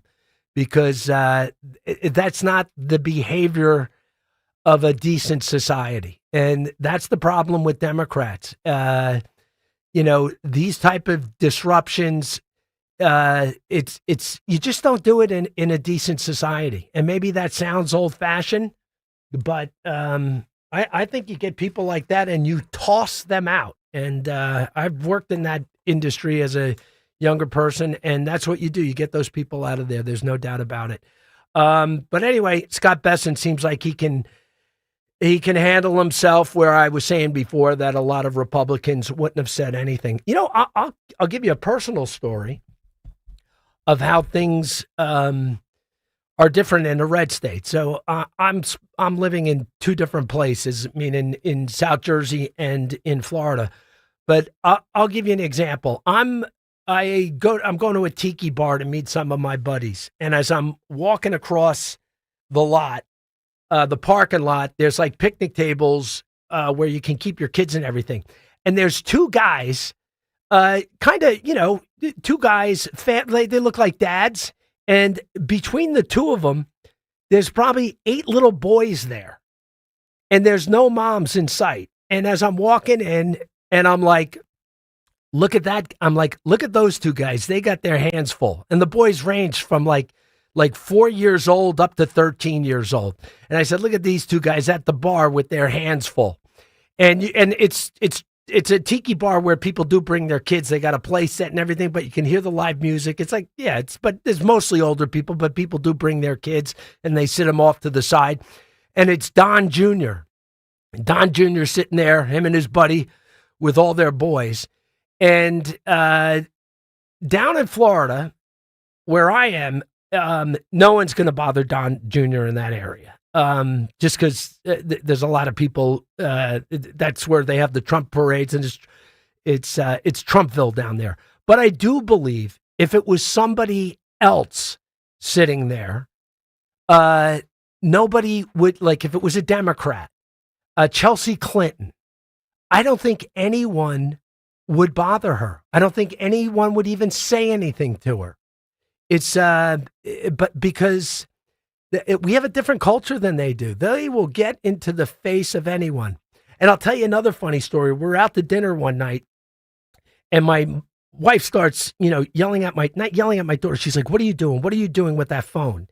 And my wife thinks my daughter's videotaping her while my wife is talking to us during dinner, and then she'll distort the face on the phone, like they use some type of thing. But what I was shocked about, and this was a few years ago, is Lara Trump and Eric Trump, but it's a normal, this ain't like some high-end fancy Trump, where they're at a 5 stars. It's a nice seafood place. A lot of people go, there's kids and whatever. But Eric and Lara were sitting right behind us, and my daughter was sneaking pictures of him. And the picture shows Eric Trump like looking at her with his eyes bugged out. Like, look at this little kid taking a picture of me. But anyway, my bigger point is, I don't know. I think MAGA culture is just more respectful and more decent. And even our hardcore organizations, when you line them up against BLM or Antifa or the Code Pink or the environmentalists, man, they get right up in your face. They're no decency. But I do like the MAGA component of our party now, like Scott Bessent, insulting the person that is attacking him and then saying, you know what, we're going to go back to that restaurant. He's not cowering. And I love that new kind of republicanism, which is MAGA. I think it's good for the country. And I think we gotta keep at it. Keep your hands to yourself, obviously, but we gotta keep pushing back. Push back, push back. We'll be back after the break. We have a guest coming up, Caroline McCauley. She gives me my New York update. She works for the New York Sun. She's a writer. We're gonna have her on in a couple of minutes right after this break. CVS Health supports people in the moments that matter, from picking up a prescription to connecting care. With nearly 5 million daily interactions and serving 185 million consumers and 1.5 million healthcare professionals, CVS Health holds a trusted place in healthcare. By simplifying care and improving health, we're helping people get the care they need. Learn more at cvshealth.com/Investor Day.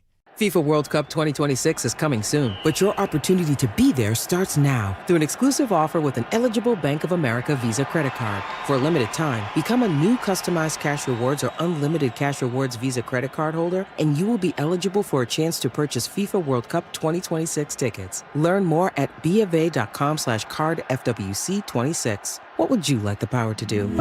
Bank of America, proud to be the official bank of FIFA World Cup 2026. Bank of America N.A. in partnership with Visa. Terms apply. Rights reserved. It's time to get focused. Focused on improving the lives of our beloved pets by feeding them the most nutritious pet food on the planet. With 2 decades of experience, the Dogs and Cats Rules stores can guide you in the right direction to meet your pet's needs. Fads come and go, but there's no substitute for premium meat inclusive food for your pets. If you changed your pet's food lately and they're starting to look like a shaggy dog, smelly ears and biting their feet all the time, you need to come into one of our 7 very convenient locations or visit dogsandcatsrule.pet.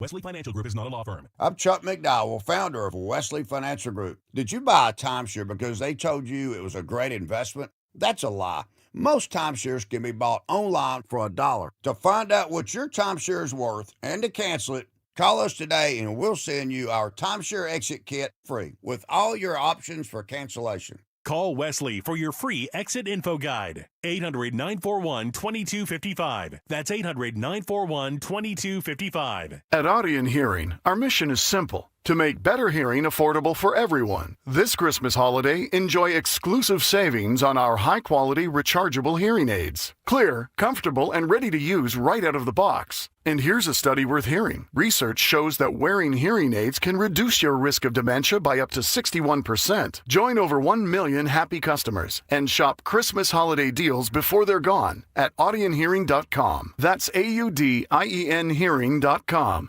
You know the rush when you reach that goal? When something you've worked for pays off? That's success. At University of Maryland Global Campus, we believe you should never stop chasing it. That's why we offer a skills-based education that helps move your career forward. Learn how to apply emerging technologies like AI and data science. Build your leadership and critical thinking skills. Apply now and save with no application fee. Classes start January 7th. Learn more at umgc.edu. Certified to operate in Virginia by Chev. You can listen to Talk Radio 1210 WPHT on the iHeartRadio app.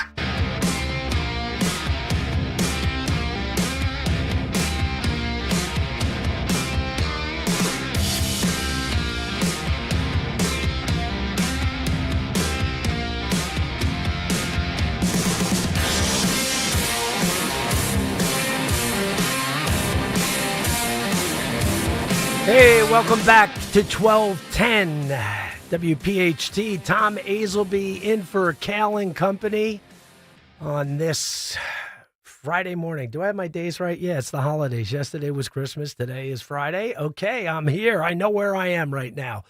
So we're here at Kayal and Company. I have my guest coming on, Caroline McCauley. Caroline writes for the New York Sun. I've seen some of her articles in the New York Post. She actually had a cousin connected to January 6th, which all worked out, but she wrote a fascinating article about what her cousin went through. We already have talked about that on the radio, but that gives you a little background on my guest. And if we have Caroline, let's bring her on the air, Sean. Hi, Tom. Hi, Caroline. How are you? Welcome back. You know, you're my, you keep an eye on New York City for me. And as I tell my listeners is, you know, if you're in the Northeast or throughout the country, what goes on in New York, it can affect you. So that's why I like to stay on top of things up there. So, so far with the new mayor, what are we seeing? What are we hearing? I've heard some people had already resigned because of tweets and stuff like that. So what are you seeing? Yeah. So, you know, there's the phrase personnel is policy, right? Yep. One of his first appointees resigned after a day because all these anti-Semitic tweets were revealed. You know, it's a problem, obviously. Yeah. The anti-Semitism in that part of the left is a problem. You know, Zohran Mamdani is a very smart political operative. We saw that in the campaign. He did a great job at bringing young people in. Whatever you think, you know, put his policies aside, he's a good politician. Yeah. He's making this inauguration into a block party. He has these new era signs. It's exciting to people who share his beliefs. I'm not one of them. Right. So it'll be interesting. You know, I'm really curious who he's going to choose as his education commissioner, because that was really one of the areas where he had the slimmest kind of policy proposals during his campaign. Yeah. He's against charter schools. He didn't like these magnet schools, even though he went to one of them and benefited from a magnet school like Stuyvesant, Bronx Science. He wanted to get rid of gifted and talented programs. You know, education is the best way to bring people out of poverty. It's not more government programs. It's great public schools. And one of the ways that people who don't have a lot of money get their children into great colleges or onto great careers is through these gifted and talented programs. Yeah. And then into these magnet schools. And he's kind of flip-flopped on all that. He wants to get rid of mayoral control. I mean, I don't want to get too much into the weeds, but I'm really waiting to see what he does with education. One smart thing he's done is with keeping Jessica Tisch as the police commissioner. You know, she's overseen reductions in crime. And I think the fastest way to get people against Mamdani is if crime really spikes in the city. And even Bill de Blasio realized that when he came in. He had all these progressive visions, but he hired Bill Bratton, Giuliani's first police commissioner, to run the police department. Why? Because New Yorkers want safe streets. They want safe subways. And, you know, the surest way to get New Yorkers not to back your progressive policies is if crime really starts to spike. Yeah. You know, you mentioned something before. Well, first of all, with the educational thing, and a lot of minority parents like these special programs too. I mean, to get their kids out of the crazy schools. But I'm wondering with Mamdani, de Blasio was a complete failure knucklehead. And I'm wondering if like de Blasio to me is just like when I was following what he was doing and saying, I was like, this guy is just completely way too out there for me. But I wonder if this Mamdani, like you said, this guy's pretty smooth. And let me tell you, he's been pampered his whole life. He hasn't lived the working class lifestyle at all. This kid has been very privileged. But I'm wondering if he's going to be more performative, meaning with his leftist neo-Marxist agenda. I mean, you'll get certain statements that will get everyone to go crazy. But if he saw what de Blasio did, I think that has to give him some type of guidance, like I can't go there. Is it possible he's going to be more performative than action-orientated of destroying the city like de Blasio? It's kind of unclear. I mean, his first deputy mayor that he chose was in the de Blasio administration. I think he's going to try to be effective because he's the DSA's biggest political star, and they want to actually see concrete results. That said, he's going to rely on the state legislature, and Governor Hochul, need to approve a lot of the things that he wants to do, like the free buses or raising taxes, right? He talks about taxing the rich all the time. That's really not in the mayor's power. So we'll see what he can actually get done. I don't know. I think a lot of it will be performative. The city council just elected a new speaker who's a moderate Democrat. So while the city council is very far left, that's kind of a sign that people maybe want a slight check on some of these policies. And also, Hochul is running for governor for re-election this year, and she kind of needs to balance keeping the far left, but also not losing the center. So we'll see what he's actually able to achieve. So let me follow up with Hochul, because obviously she's the governor of New York. So a lot of people follow, it's a big state. I'm always fascinated that the state of New York, their budget, the size and scope of New York and Florida are almost the same. And New York's budget is twice as much as Florida, and Florida has no income tax. So you talk about, just the difference in management. But with Hochul, and we now have Stefanik, who got out of the race, and I was kind of thinking, I believe, like New Jersey, it's blue, it's deep blue, and we're not going to see a Republican governor. I'm very negative on this. I think the same thing in the state of New York. It's lost. You're not going to see. But that being said, that's just my opinion. Stefanik dropping out. Does Hochul look like she runs the board on this next election? Yes. Yeah. Yeah. I mean, a poll came out last week that showed Hochul beating Stefanik by something like 19 points and Blakeman by 25 points. That said, there's about 21% are undecided. And most people don't know who Bruce Blakeman is.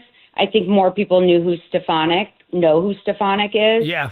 But it's very hard. It's very hard for a Republican to win in New York State. I think very hard. I think Stefanik got out just because losing doesn't help your resume or your career. It never does. I was hearing all these different theories, but I just really think that, she's a smart woman.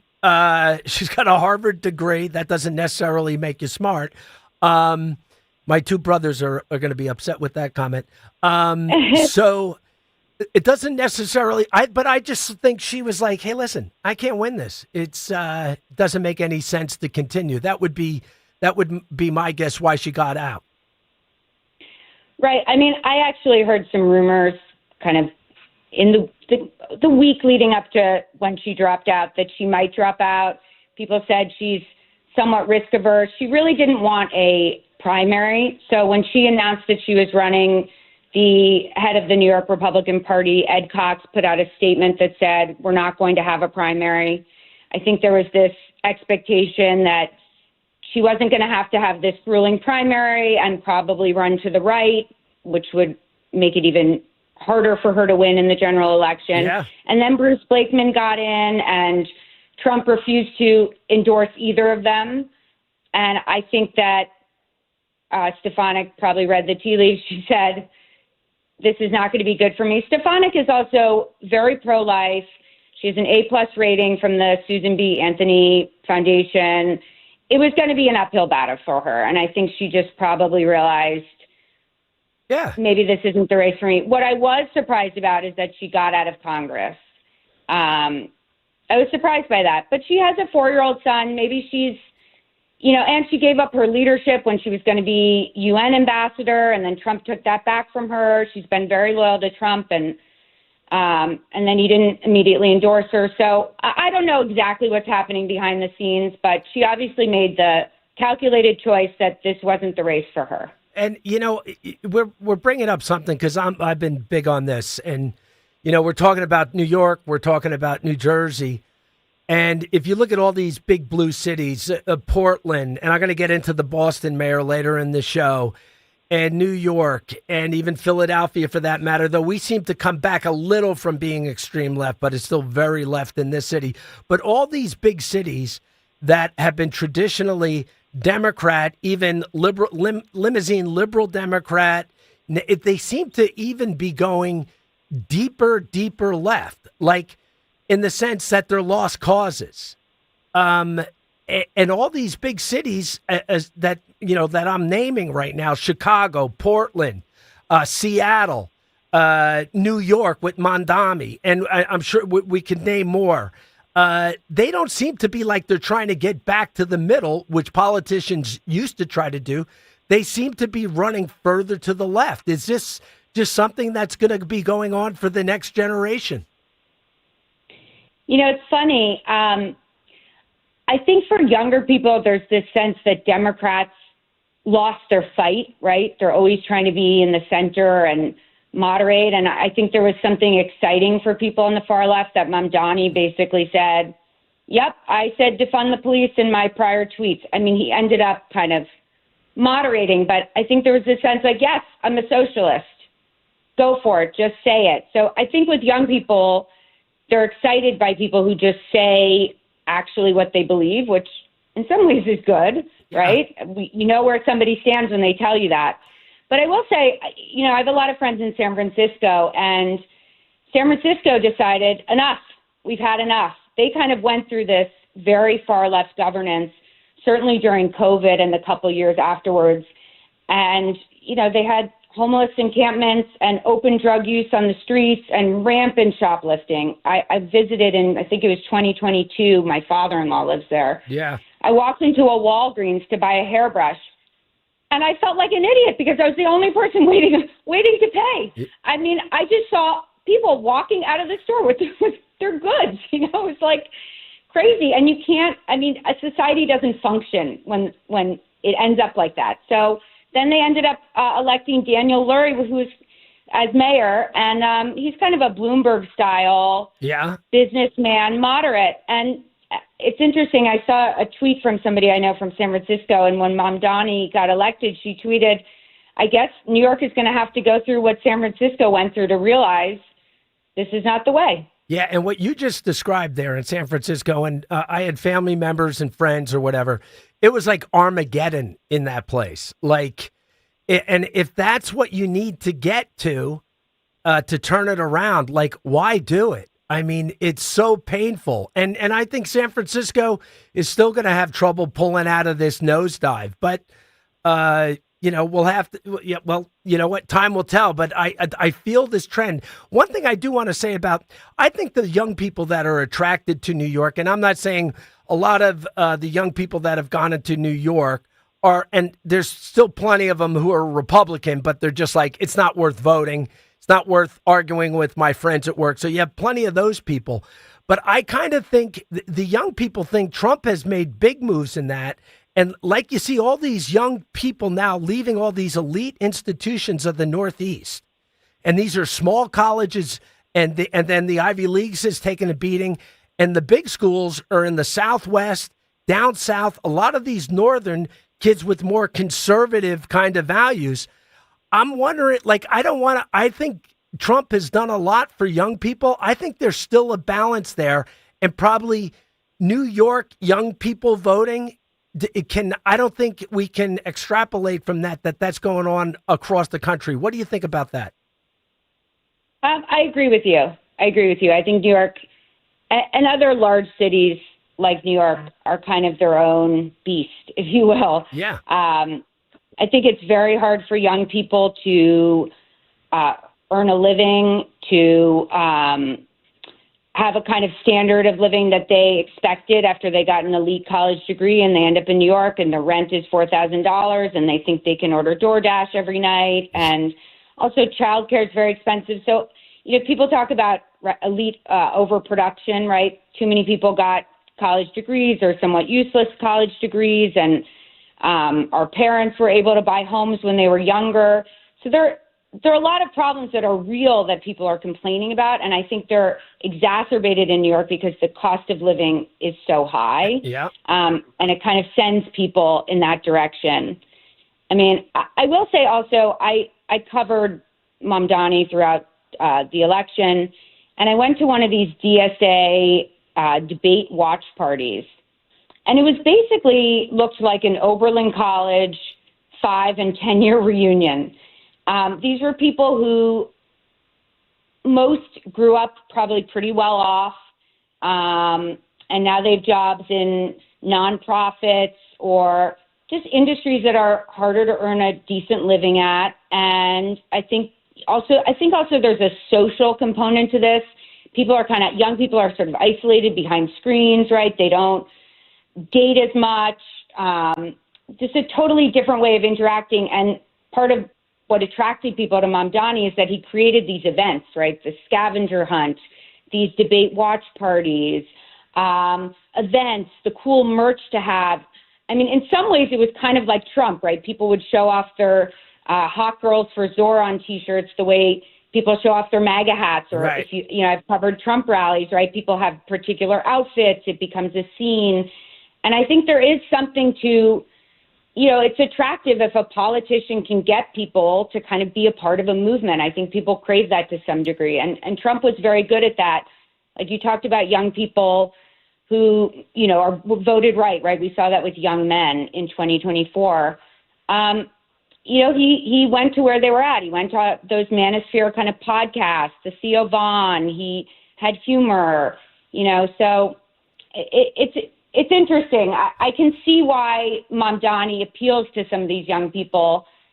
Well, I do think as you get older and you have children, or you buy a home, or, you start realizing how much money is going towards taxes, or that you spend $38,000 per year on public education per pupil in New York, and the outcomes aren't that great. You start to realize, maybe government programs are not the way. Well, I think this, with the kids in New York, and you mentioned like an Oberlin reunion with the Democratic Socialists of America at that, when you were covering that, a lot of those kids, and most American kids young people aren't subsidized by their parents.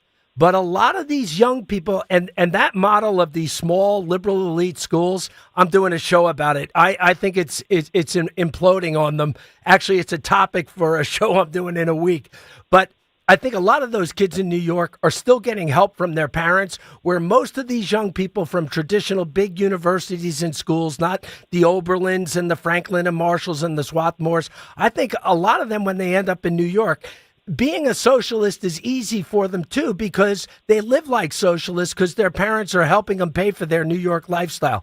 I just think the population is smaller than it really is, but that could be wishful thinking on my part.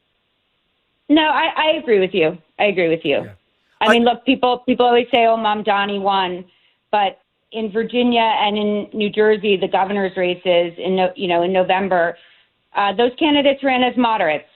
Socialism isn't going to sell in Iowa, right? Absolutely. So, before I let you go, we're coming up on a break, but it caught my attention. Something about Donald Trump's, what were they, Christmas phone calls to kids? Oh, yeah. What was that? Okay. Well, Trump is a master at comedic timing. He had a few funny lines. I mean, there was the one about, what was it, in his last term, where he said to that 7-year-old, he said, "Do you believe in Santa?" And he said, at 7, it's marginal, something like that. I'll tell you, it's not marginal in my house. I have an 8-year-old and a 5-year-old. Right. But this year, he talked about, a girl said, "What do you want for Christmas?" An 8-year-old girl. And she said, "Not coal." And Trump jokingly said, "You mean clean, beautiful coal?" And he had a funny line about Santa. A girl asked whether she needs to leave cookies for Santa, and he made a joke about Santa being cherubic. And you better leave the cookies for him, right? Right. I think he'll appreciate it. The guy's got a good street sense of humor, no doubt about it.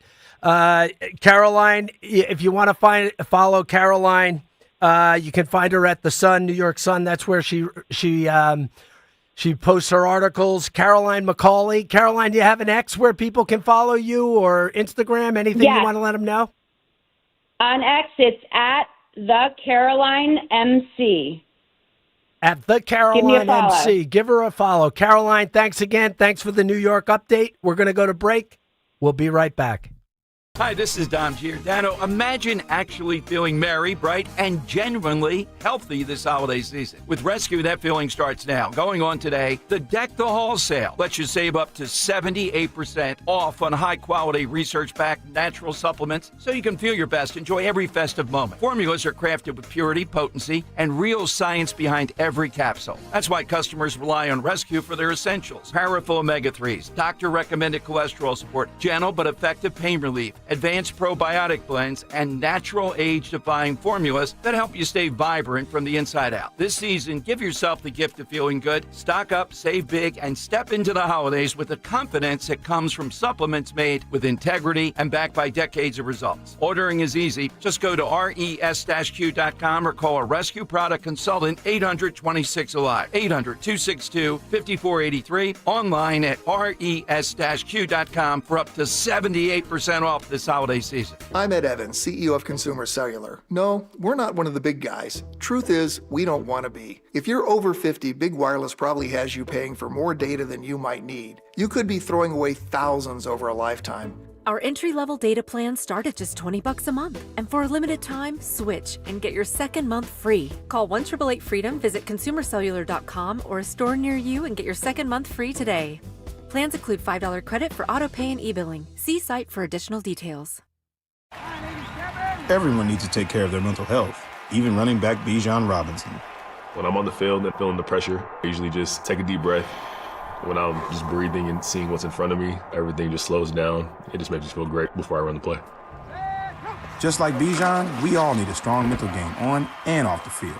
Make a game plan for your mental health at loveyourmindplaybook.org. Love your mind. Brought to you by the Huntsman Mental Health Foundation, the Arthur M. Blank Family Foundation, and the Ad Council.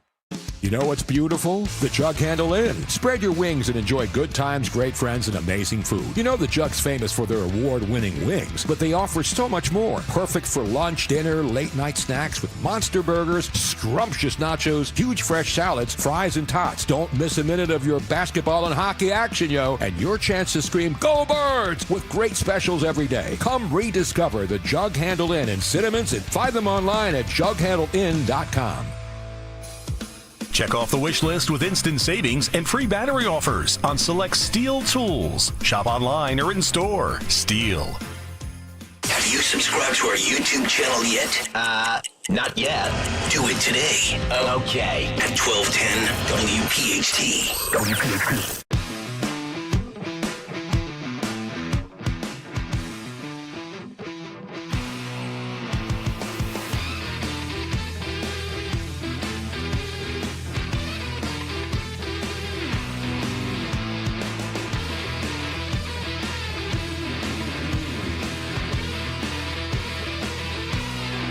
Tom Hazelby sitting in for Kayal and Company on 1210 WPHT here in the city of Philadelphia. They should give listener tours, Sean. What do you think about that? They should, actually. You know why? Because this place is tricked out. Yeah, it gets real confusing being in the studio. Like, they got to have, like, a map where we can look at it on the wall or something like that, so they can say, like, you're here. Yeah. And if you got to go to the bathroom, they'll show you the directions on how to get there. Like, somewhere going to the mall. Yeah, you can get lost. But what I find, this is a beautiful, like, this. So if you can picture it, Odyssey owns other radio stations, and everyone has their individual radio station here with your producer behind the glass.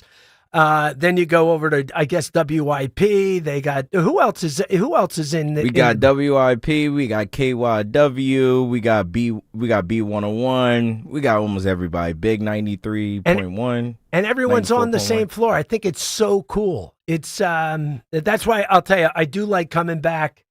Sometimes I do the show from down in Florida. But I like being in the studio because it gives you a lot of energy. You know, you got your producers here. You got it's just what a cool, tricked out place. So anyway, I wanted to give the studio a plug because I'm so happy to I like coming back here. It gives me, especially because I'm a little under the weather, but it's giving me, like when I come into the studio, it like fires me up. It's like game day. Yo, it does. It's It gives me game all day. that energy as well too when I come in here too. Also, don't forget we got try auto, the live read. Oh, try auto. Okay. Yeah, I was supposed to do that a while ago, but I'm doing it now. Okay. This hour is sponsored by Tri-County Auto. Great deals on Toyotas and Chrysler, Dodge, Jeep, Ram. Stop by both dealerships. Look for the big American flag. That's Tri-County Auto, Toyotas, Jeeps. Come on, get out there. It's a new year. Great time to get a new car. And just look for that bigger American flag, and you will know that you found Tri-County Auto. And there's Sean doing his job, keeping me on pace here with my live reads. Thank you, Sean. And I think we have a call. It's Xavier from Pennsylvania. Let's bring him on. How are you, Xavier? I'm good. What can I do for you? What do you have to say today? Yeah, I want to know why Donald Trump is hiding the Epstein files. Well, I don't think he's really hiding anything. These files, and God forbid you're an innocent person that did business with Epstein, met with Epstein. So this with this Epstein thing is, anyone who is near Epstein is automatically being turned into a child molester, and it doesn't work that way. And matter of fact, when all the dignitaries of Wall Street, ABC News, Katie Couric were all dining and having nice dinners with Jeffrey Epstein, after he was convicted, went to prison on this sexual misconduct. There was one man, Donald Trump, while these people were still hanging out with him, doing business, socializing, there was one man that stood up and said, this guy's a creep, and he's not allowed in my Mar-a-Lago. And he actually worked, and even the prosecutors down there who represented the victim said Donald Trump was very helpful. So what do you got, Xavier? Yeah, well, that's interesting. Then why wouldn't you just release all the files and, arrest the people like Bill Gates and Lex Wessner and the other known names that were hanging out with Jeffrey Epstein, that we're doing something on Xavier, that? thank you. And I'm going to follow up to what you said. This is the thing. I just tried to explain it to him. You can't arrest somebody just because they associate it with someone. That's why we have a constitution. Now, if we had a third world dictatorship, we could run in and arrest everyone we disagreed with. But it doesn't work that way, Xavier. And Donald Trump had nothing to do with Epstein from a sexual misconduct. So I don't know why you're selling that. It's not going to sell here. But we're going to go to break right now. Kayal and Company, weekday mornings, 6 till 10. Chris, good morning. How are you? You guys are going to hate this one. Fruity Pebbles. I knew it! I knew it was Fruity Pebbles. I had you picked for an Apple Jacks guy myself. I knew Fruity Pebbles is so bad for you. Stop right now. Mama Dawn is going to lecture you, Chris. I now know that I will outlive one person in this audience. I will outlive Chris. Not Fruity Pebbles. Because Chris is eating Fruity Pebbles at 34 for dinner. And Larry buys this stuff, and then I throw it away. It's the battle in my house. Start your day with Kayal and Company. Weekday mornings 6 till 10 on Talk Radio 1210, WPHT, and the free Odyssey app. Dawn Stensland here. Happy Honda Days. You've heard me talk about my family and 7 different Piazza Hondas. You can get your clearance deals on select 2025 models at Piazza Honda, like 0.99% for 60 months on a new Honda Ridgeline. Lease a new Honda Accord for just $229 a month, or a Honda Pilot for only $399 a month, both for 36 months. Piazza Honda of Philadelphia, Langhorne, Pottstown, Reading, or Springfield, PIAZZA, PiazzaHonda.com. Tell Dawn sent you. WPHT, WPHT HD, WOGL HD3 Philadelphia. From the Piazza Auto Group Studios, experience the power of one with 8 brands and 25 locations. Always live on the free Odyssey app.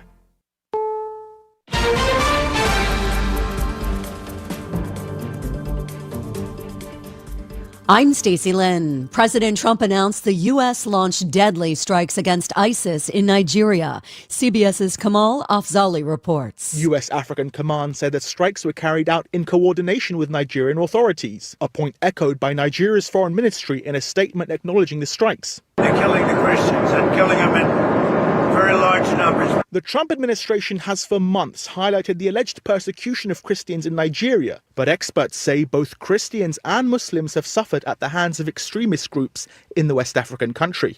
A deadly attack in northern Israel where a Palestinian killed 2 people. Reporter Linda Gradstein is in Jerusalem. Police said the attacker carried out a string of 3 separate attacks, killing a 68-year-old pedestrian in a hit and run and fatally stabbing a young woman who had apparently been hitchhiking. After the stabbing, the suspect fled but was stopped and neutralized by law enforcement. The attacker apparently came from a town in the northern West Bank.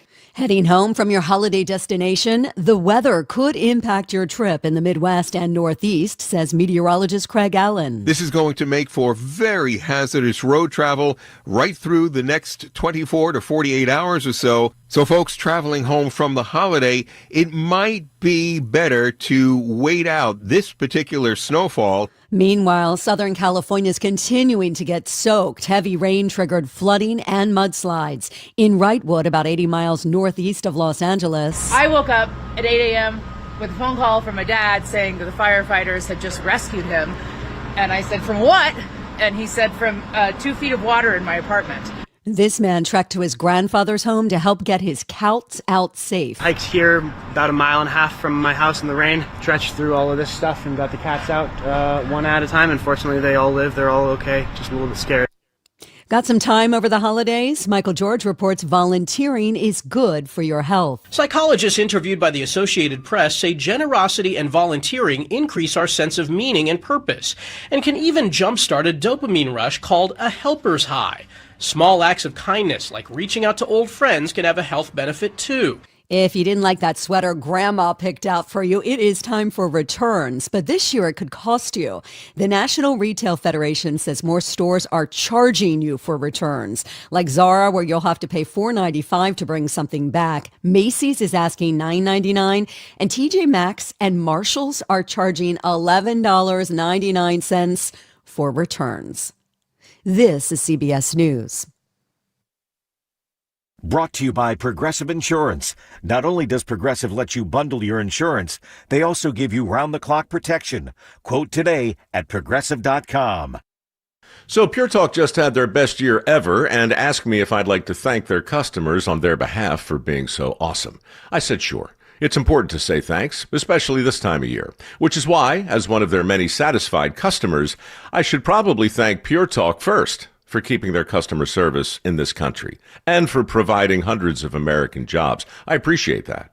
I also appreciate their Roundup program, which makes it easy to support America's Warrior Partnership and join the fight against veteran suicide. And I love that Pure Talk donated 1,000 hand-sewn Made in America flags to veterans around Independence Day. And of course, I really appreciate their generous support of my own foundation, MicroWorks, and their commitment to help us train the next generation of skilled workers. Having said all that, it's now my pleasure, on behalf of everyone at Pure Talk, to thank you sincerely for choosing to do business with an American wireless company that actually stands for something. And one more thing.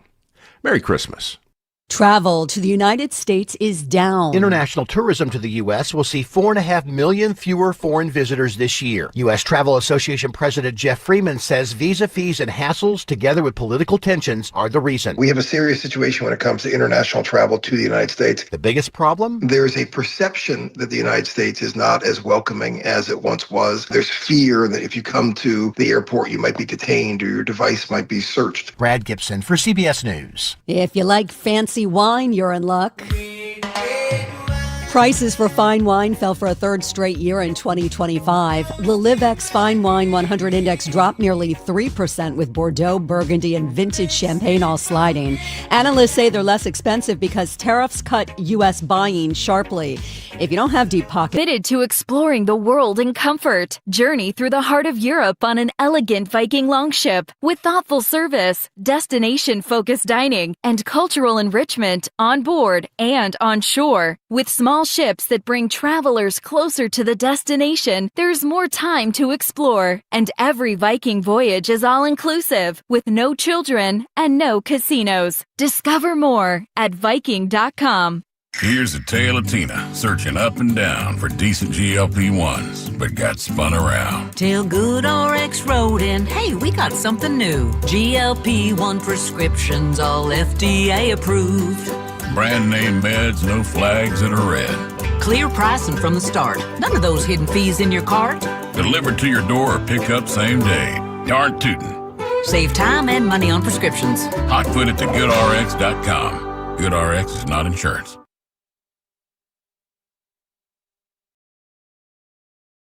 Now you can listen to Talk Radio 1210 WPHT on the iHeartRadio app.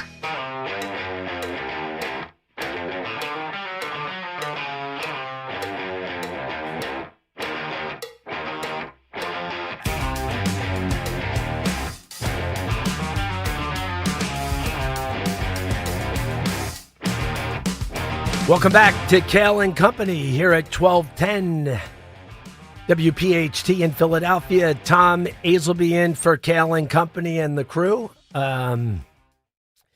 We've covered a lot. We're into the last hour already, and I'm just hoping my voice hangs in there.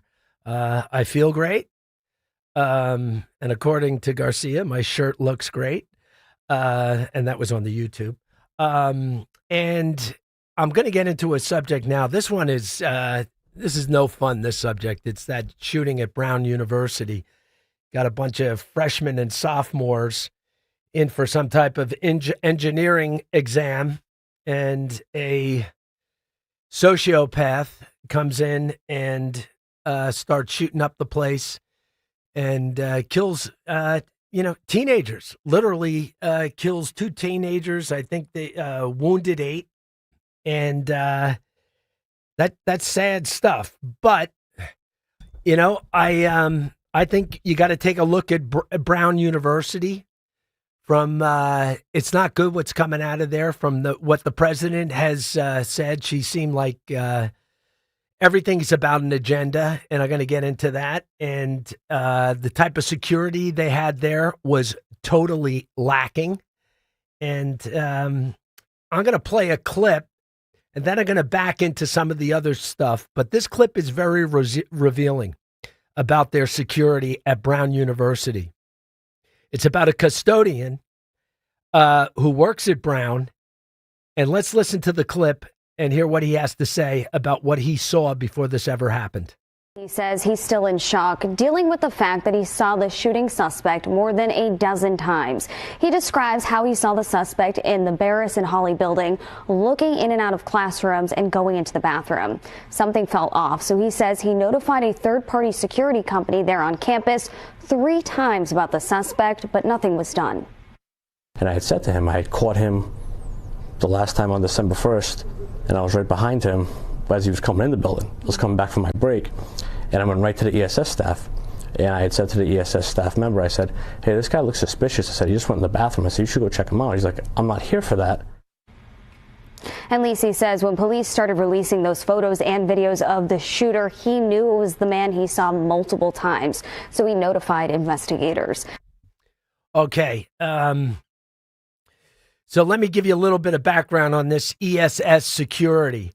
The fact I think their claim is that he only told them once, and their claim is that they then told the custodian that he should call the Brown Police Department. That's what he should do with his complaint. So you ask, this security, contracted security, they're like kind of an event people. But my question is, why they think their responsibility is just to stand there and do nothing. Why they didn't file a report, I don't know. And I feel sorry for the custodian, because now who knows if they told them to call the Brown police or the Providence police. Who knows what they really told them. It sounds like they just send bodies out there to stand there at nights, and they do football games and stuff like that. But they wear like a security badge. They carry a flashlight. I think they do have pepper spray. They got a big security thing on them.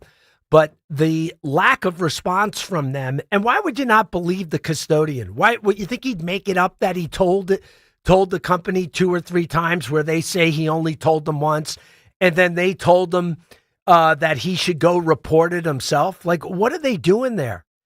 So this ESS, and I don't mind defaming them because, like they say in life, even if I was a security guy, and you would think if you could do your job, just do your job. If someone comes and tells you there's someone acting suspicious, just pick up the phone, go do something. You're not doing anything else.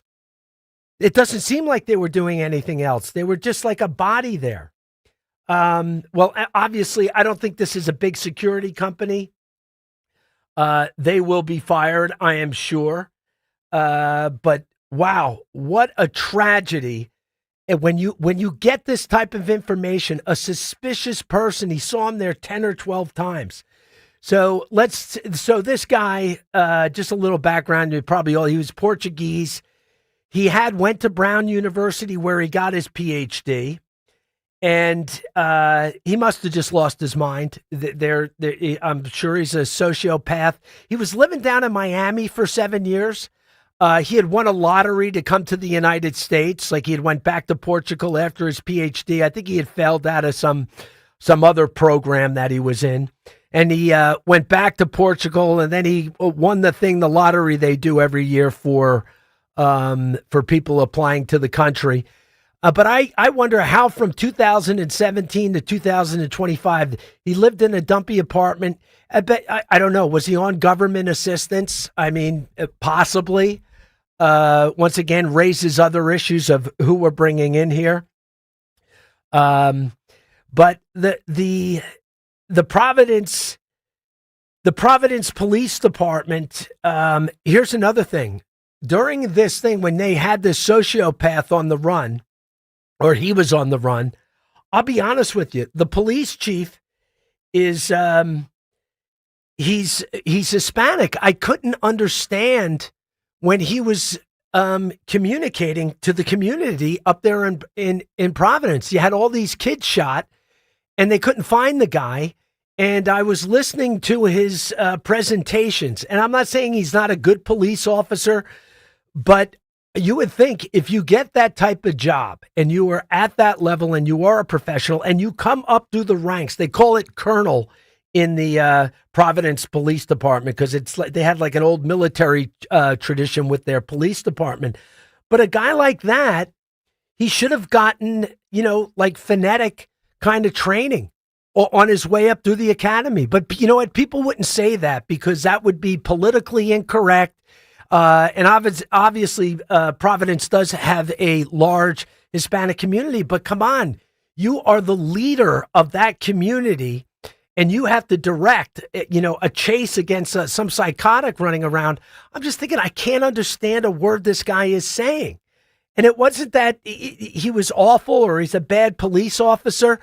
But if you're a professional, you're always trying to improve, especially you have to communicate to the public. And maybe I'm picking on the guy a little bit. Hey, but if I was the mayor of that city, I would have said, years ago when I heard him speaking in public, I say, listen, let's get something in the budget. Let's get that pronunciation done better because you're communicating very important things to this community. Now I want to get to the president of Brown University. Her name's Paxson. She's been there since 2012. Her wording after this terrible tragedy, this event, is Brown is the safest and most welcoming community, but it's not immune to gun violence. Like it's not immune. Well, first of all, it's too welcoming, and it is not the safest.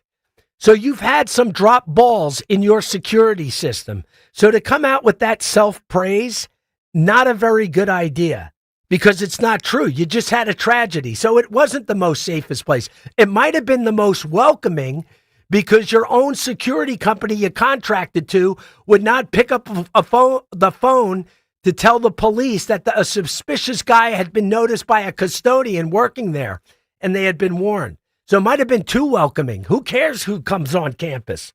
A big thing. But what she tried to do in her speeches is that as you have these two young people dead and all these wounded, she starts talking about broader gun violence. And I would have been, as someone, those kids are your kids if you're the president of that college. Like, they're your kids in a sense that you're looking out for them. Instead of getting up with your woke gun violence speech, come out and say, I want that guy arrested. I want him prosecuted. I want him hung from the highest tree. What he did to my community, what he did to my kids at Brown, this guy should be hung from the highest tree. But you're never going to get any it's all political. It's all toned down for political reasons. And I think that actually encourages more of this kind of sterile response to this disgusting violence. We got to go to break right when I was getting fired up, but we'll be back right after this break. For more expert appliance shopping advice, here's National Appliance Warehouse's own appliance guru. Hello, let's talk premium. These are top-of-the-line appliances that dream kitchens are made of. If you're planning an investment like this in your home, where you buy is as important as what you buy. At National Appliance Warehouse, we're committed to delivering the superior buying experience you deserve. Our showroom features beautifully displayed premium appliances of every major brand, including highly sought-after monogram appliances. Our team of gurus is well-versed at guiding you as you navigate the same appliances you'd find in most magnificent homes and the kitchens of cooking enthusiasts. And the National Appliance Warehouse team has the expertise to properly deliver and install your stunning new appliances. 'Tis the season of savings at National Appliance Warehouse. Elevate everything and save on monogram appliances, featuring sophisticated luxury and understated durability. You'll love expertly engineered and purposely designed monogram appliances. Click nationalappliancewarehouse.com or visit their showroom in tax-free Wilmington today. Got any gadgets? Get online protection. NordVPN has a ho-ho holiday deal just for you. Secure up to 10 devices with a single account. NordVPN's Threat Protection Pro feature helps you avoid malware, phishing, and annoying trackers. Just a few taps and you're safer online. Let your gadgets sparkle with online security. Go to NordVPN.com and get up to 77% off plus 3 extra months. NordVPN. My name is Whitney Allen. I am a widow. My husband Ryan died. We never thought in a million years we'd have to use life insurance. The unexpected happened. With Ethos, it is so fast and easy. It's 100% online. You can get a quote in seconds, apply in minutes, and get same-day coverage. No medical exams, and you can get up to $3 million worth of coverage through Ethos. Get your free quote at ethos.com/radio. That's ethos.com/radio. Time spent on application may vary. Online health questions required. Experience casino like never before at Bet365. We're ordinary at Bet365. Gambling problem? Call or text 1-800-GAMBLER. 21 plus only. Must be physically present in New Jersey and Pennsylvania. T&Cs apply. At Odyssey, we believe in creating a diverse and inclusive workforce. We also value the power of community and encourage local organizations to help us in referring qualified applicants to our stations. If you're a community organization interested in receiving our vacancy information, simply email equalemployment@odyssey.com. You'll be notified of all our open positions. That's equalemployment@odyssey.com. And for all our listeners, please visit odysseyinc.com/careers for a list of job openings at all Odyssey radio stations. When you go on vacation, does it make sense to have someone else pack for you? Of course not. The same can be said for your retirement. Your 401k could be packed with things you don't know about or even need. If you're close to retirement but don't have a plan customized to your goals, that's kind of like taking a 30-year vacation with no idea what's in your suitcase. Seems like a stressful way to start what should be a relaxing time. Jim Cipriotti and the Retire Ready Financial Group can help you unpack your savings and build a plan to help reduce future taxes, along with a clearly defined income strategy. Call Jim at 610-894-7415 for your complimentary retirement game plan, or visit retirereadyfg.com. That's 610-894-7415. Investment advisory services offered through Retire Ready Wealth Management, a registered investment advisor. Insurance and annuities offered through James V. Cipriotti, Retire Ready Financial Group, LLC, NPN number 2083768. Yo, Doylestown. We know your favorite station is 1210 WPHT.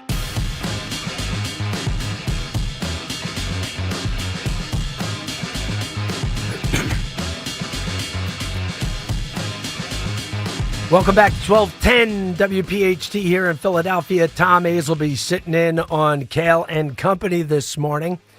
I was looking at the chat. It's Providence, big Portuguese community, not Hispanic.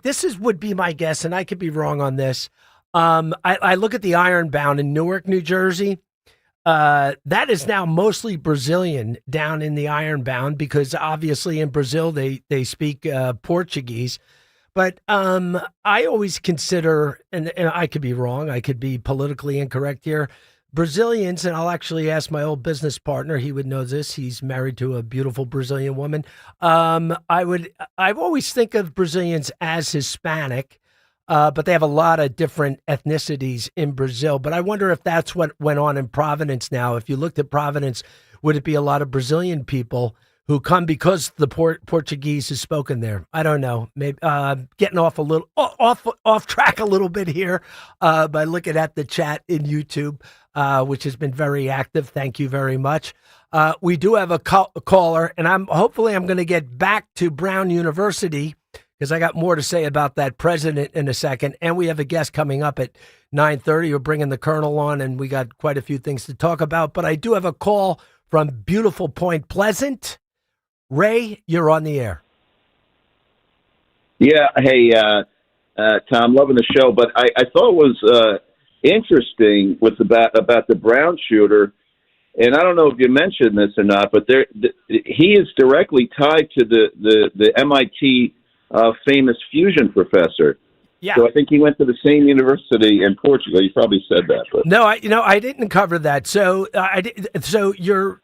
after that murder, he had either before or after he murdered a very prestigious MIT professor who he went to undergrad with. But the reports are he didn't have much of a relationship with him. Like they knew of each other. They were in some of the same classes, but it's not like they were corresponding or meeting with each other. And one of the theories is that he failed in his career where the guy he murdered was on such a trajectory. And listen, I'm speculating here that he was going to punish Brown, and that's why he shot up the engineering class. And then he killed the professor who was from the same undergraduate school over in Portugal because everything might have been working out for them. That's my guess. What are your thoughts? Yeah, I mean, I thought the same thing. I thought he was maybe jealous because I don't even know if he graduated from Brown. I think they went to undergrad together in Portugal. Again, I don't know, but I think they did.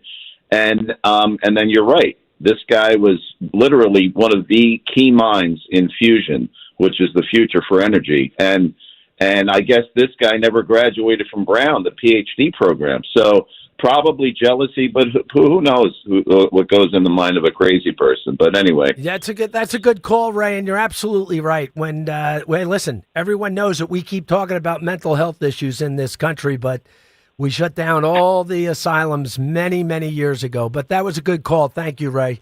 So I want to get back to this Paxson, the professor at Brown University.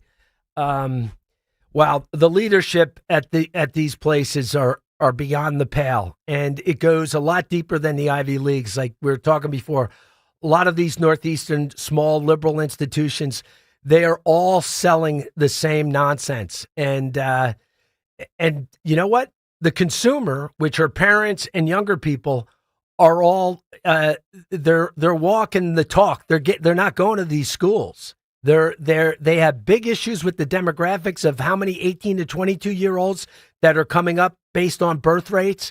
They shut down all the fraternity systems. They treat them like veal, and they're indoctrination camps.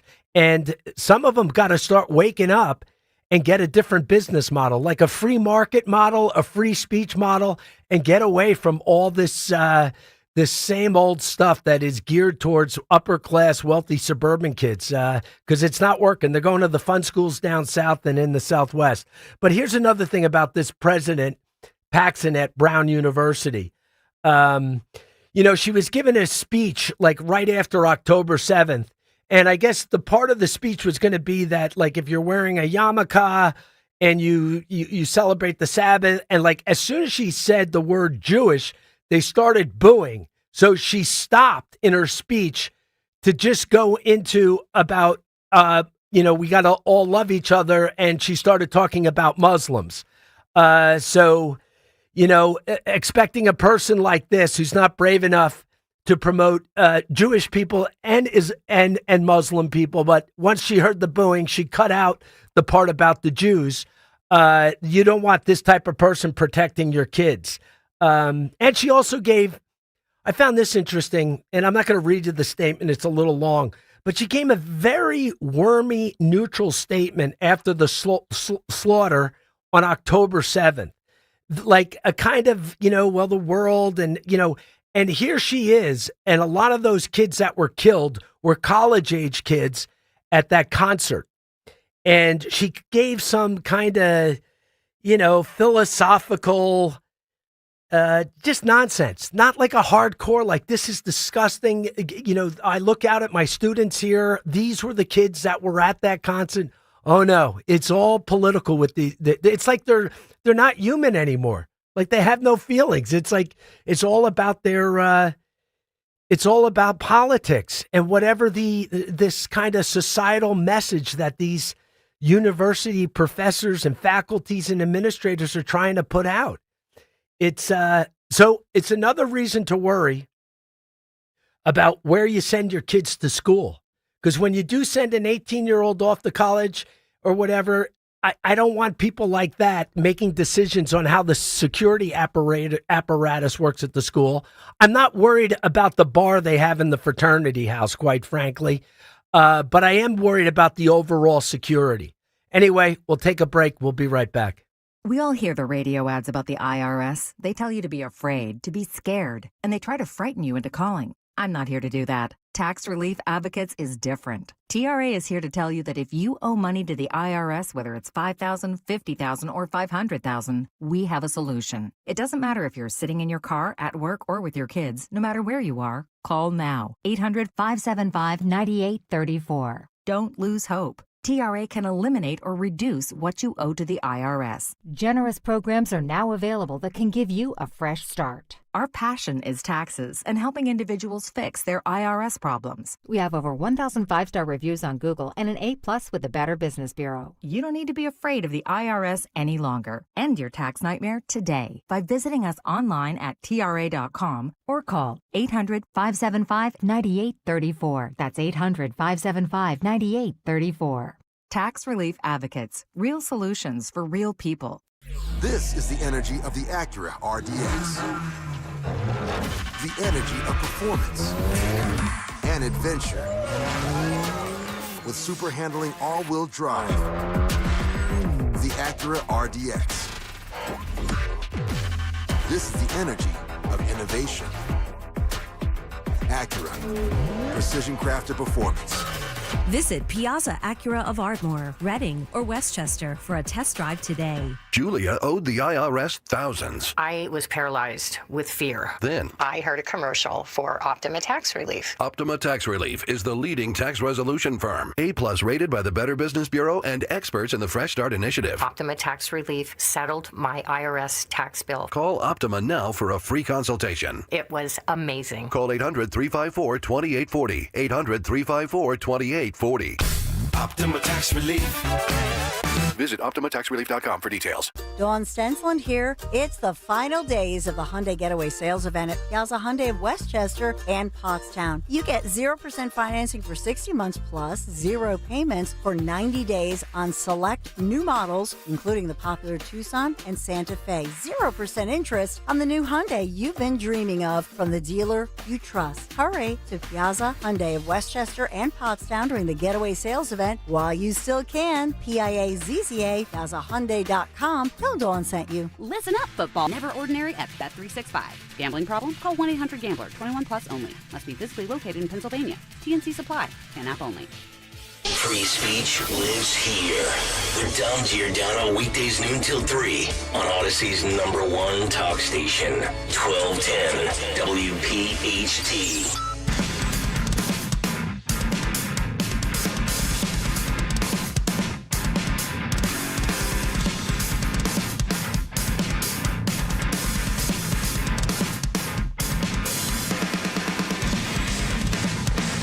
Welcome back to 1210 WPHT. Tom Azelby in for the Kayal and Company crew today. I have my guest coming up, and I love to follow him on X. Colonel Kurt Schlichter, and the Colonel is always putting out good things. He doesn't sugarcoat it. He puts it out there, what's going on in the world. The Colonel brings it every time he posts. I always dig a little bit more into it, and it's he doesn't sugarcoat it, and that's why I'm welcoming him to 1210 WPHT. Colonel, how are you? Hey, I'm doing good. Always good talking to my Pennsylvania roots from here in Los Angeles. Oh, where are you from originally? Well, I'm not from Pennsylvania. My family is. Oh, okay. All over the map back there. But, gotcha. I'm bringing the Keystone Power here to Los Angeles and setting these commies on their butt. All right, I like it. You know what? I read something in your bio, and you never know what's out online. But and I want the audience to know you're a retired U.S. Army colonel. You're a trial lawyer. You've done active duty, National Guard.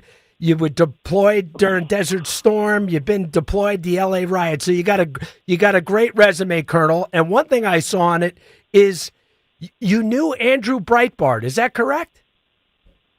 Oh, yeah. I was one of the first guys on Big Hollywood, which is the first Breitbart site. I remember back in the day I used to do a little show once a week. Larry O'Connor's, who's now a morning guy in D.C., Larry O'Connor show with this little short young guy named Ben Shapiro. Oh, yeah. We would do that in 2009. I eventually became Ben's lawyer and won cases for them that you can read about online if you're interested. Yeah. So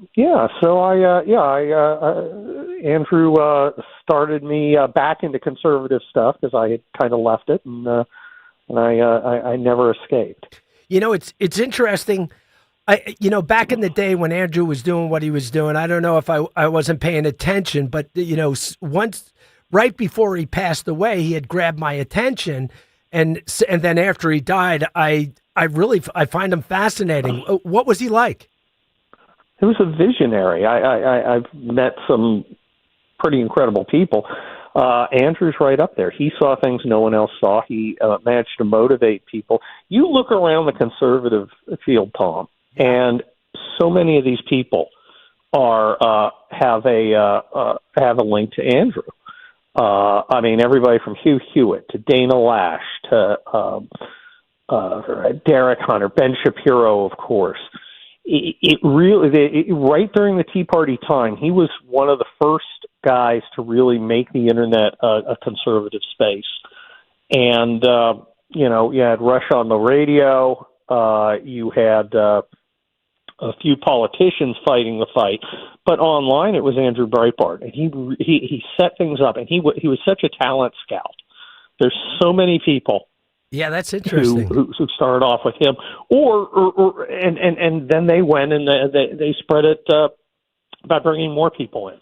Yeah, he was the trunk of the tree, and amazing guy. All the names that you're naming, that's really interesting, and just because we're talking about it, I don't think, we have all this little bit of infighting going, like all these branches that came off of Andrew's tree. They're kind of fighting with each other. What do you think about all this? I'll let you comment on that. Well, Steve Bannon's involved in that too, and of course Steve Bannon took over Breitbart after Andrew died, and of course Steve Bannon was, how do I put it, controversial? Yeah.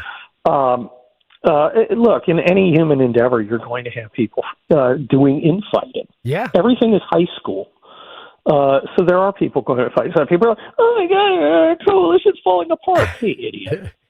Okay. Have you ever been in a human organization where people didn't fight, jockey for position, move around, test out new ideas, have stupid people bring up stupid ones, but enough about Candace Owens? And this is not the death of the organization. This is the maturing of the organization. Right. Man, you got me all serious here today. I'm all serious. Look, I was a stand-up freaking comic. I'm supposed to be funny, and you got me serious in the morning after Christmas. What the hell's wrong with you? I know that's true. It is very early out there, but all right. So I'm going to take it. I'm going to take it down a little bit a notch. I want to. Yeah, let me talk smack about dummies. What I want to bring up to you, because I think this bothers you like it bothers me, is there is an element of MAGA, and we're, like you said, in any organization you're going to have different opinions, arguing, infighting, but the conspiracy component of MAGA, I think it's dangerous. I think it's stupid. Okay, it's an IQ test if you're like freaking out about Epstein or the USS Liberty, or you're still concerned about Lee Harvey Oswald. Yeah. It's an IQ test. And if these are very important to you, you have failed. Epstein, rich pervert with a lot of Democrat friends. We're done. That's it. Ta-da. The USS Liberty, friendly fire attack. They happen. I know. I was in the Army for 27 years. I went to the damn war college in Carlisle, Pennsylvania. I know a little about this stuff. They happen. It's not a giant conspiracy by the Jews, right? For some reason. Same with 9/11. I think we figured out who did that. It wasn't a bunch of Jews who stuck into buildings and blew them up for some reason. And Lee Harvey Oswald was a damn communist who learned to shoot in the Marines, and it's not that hard a shot. So conspiracy theories are an IQ test. Look, I love the X-Files. Watch it. It's a lot of fun, but you have to put away childish things at some point. The most obvious explanation is usually the right explanation. And if you spent 27 years in the government, which I did as a soldier, and I was not a lawyer in the Army, I was a combat arms officer, you understand that the government is incapable of pulling off a conspiracy. It just doesn't have the talent to do it. So stop it. Okay. That's funny. That reminds me of, and I talked about it, like when Epstein hung himself, like Bill Barr and Trump, and Trump specifically, no one was shocked because the federal prison system, specifically that one in Manhattan, was run so poorly. Guards were asleep all the time. It was a disaster. Oh, yeah. A bunch of achievers. Yeah. Yeah. When you got the lowest common denominator guys running things, you're not surprised. Yeah. And I think Homeboy decided to check out after spending his life, surrounded by girls and money and champagne. He's going to spend his life in a freaking 8x10 cell. Yeah. I think he... I think you might want to take a long walk off a short bench with a rope around his neck. I'll give you another one with the Pentagon. There were a bunch of people on 9/11 in traffic, and they're actually sitting in their cars, and people will say a plane didn't fly over their cars and fly into the Pentagon. I've got buddies who were like in the building. Yeah. Okay. If it was a missile, look, stupid. I just turned 61. My clock, the clock is ticking. Yeah. I'm not going to waste a second on people who are borderline clinical morons. You don't have to be. It's a choice. You can go out there and say, I'm not going to be stupid today. I'm not going to disbelieve obvious stuff. Yes, do people lie to you all the time? All right, I'm a lawyer. I was a lawyer. I don't practice anymore. But people lie to me all the time. I get it. I understand. You have this power of discernment where you can listen to someone and go, that sounds kind of stupid. So I'm not going to believe that. You're allowed to do that. You're not a sucker for believing the truth. You're just not an idiot. I have another one for you. And this is a theory, and we'll go to Oswald. My belief, and not because I came up with it, I read about it, and I said that makes a lot of sense. Oswald was a commie, had been to Russia and Cuba. The media in the United States, because the communist movement back in the 60s and 50s, like it is today, was alive and well. And I think some of the elites on the left in the media were like, the last thing we need is John F. Kennedy Camelot being killed by a communist. What do you think? That's my take on it. Oh, of course. They've spent the last 60 years trying to explain how a guy who literally defected to Russia, okay, and then shot the president, and we know he shot the president because he worked from the place he was shot at, and he went out and killed a cop after, and he was like, yeah, I killed the president.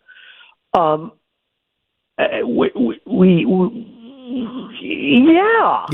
He was a communist he killed. Of course the communists don't want. Of course the leftists don't want him to do it. No. You know who it was? Hey, Oliver Stone, come over here. Let's make it a LBJ and the Trilateral Commission and, the Republicans and, Donald Trump. They did it. All right, Colonel, I'm going to keep you. I got more questions. I'm going to keep you working, and I know it's early out there in California. So, London, Paris, and Berlin, with all their migration, are they cooked? Yeah, I think they got some problems.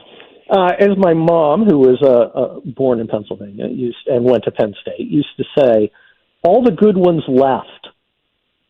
She's first-generation Scottish. Right. All the good ones left and came here. What you have there is kind of a bled-out, creepily feminine continent of people who want to live in, who want to trade their freedom and manhood for some form of security, whether it be, a garbage national health service or a regime that arrests people for tweeting. All they want to do is sit and watch their Eurovision Song Contest and get their 6 weeks of vacation a year. It's a pathetic continent. Look, I enjoy visiting Europe. I like good wine. I enjoy walking through castles and churches, but it's like Disneyland for adults, and I can't wait to get back to a continent of men where you can own guns and not be a sissy who's terrified of tweeting something offensive, lest a bunch of little friendly Gestapo types show up at your door. Well, let me ask you this. With the Russian-Ukraine war, when they start, how do you think they're going to do when they're conscripted, the boys in Paris, Berlin, and London? How do you think they're going to do over there in the battlefield? You're a former U.S. colonel. How do you think they're going to match up when they all run over there to fight the Russians? How do you think they'll do? Well, look, Europe had a proud tradition of being warriors, and of course, a lot of the best of them got killed in World War I, and then World War II finished a lot of them. Now it's a feminized, sissy continent. They're not going to start conscription. They can't do that. And the kind of people who do the fighting, the patriotic, the hardworking, the heterosexual, they're not going to. They're the ones who are being oppressed right now. They're the ones who are being told, "You suck. You're racist. You're a Nazi. Oh, and your country? Well, it's an imperialist colonizer. It destroys the climate. Your country sucks. So you suck, and your country sucks. So get in uniform and go fight for it in a war between people you don't know and don't understand that frankly doesn't matter." And don't get me wrong, I like the Ukrainians. I trained Ukrainians 4 times in Ukraine. I was in the Cold War. I don't like the Russians. I know how to kill Russians. I wish the Ukrainians could win, but I'm a slave to mathematics. There are a lot more Russians than there are Ukrainians, especially when so many of them are off dancing at Ibiza or in Miami, when they should be out fighting their own war. But I guess they could try and ask John and Fritz and Pierre in France, after trashing them all their lives, to go die in this strange conflict. I just don't see that working real well. Colonel, I got to say, you delivered on all my questions this morning, and like I told my audience, you were going to get it. You were going to get it straight from you, and I really appreciate it. And where can my audience find you? Well, you need to go to Twitter. It'll always be Twitter to me, at Kurt Schlichter, KURTSCHLICHTER. I write at townhall.com Monday, Wednesday, and Thursday. And you should check that out. Go get my new book, Panama Red. It's the 9th in the Kelly Turnbull Conservative Action Series, which Andrew Breitbart inspired when he said, we got to go out and make our own culture. And I got sick of all these stupid spy books that, like, were all the same. So I decided to write one that was distinctly conservative about what happens after America breaks into red and blue. It's the People's Republic series. Panama Red is the latest one, and it's freaking fantastic, if I say so myself. And since I'm a L.A. trial lawyer, of course I say so myself.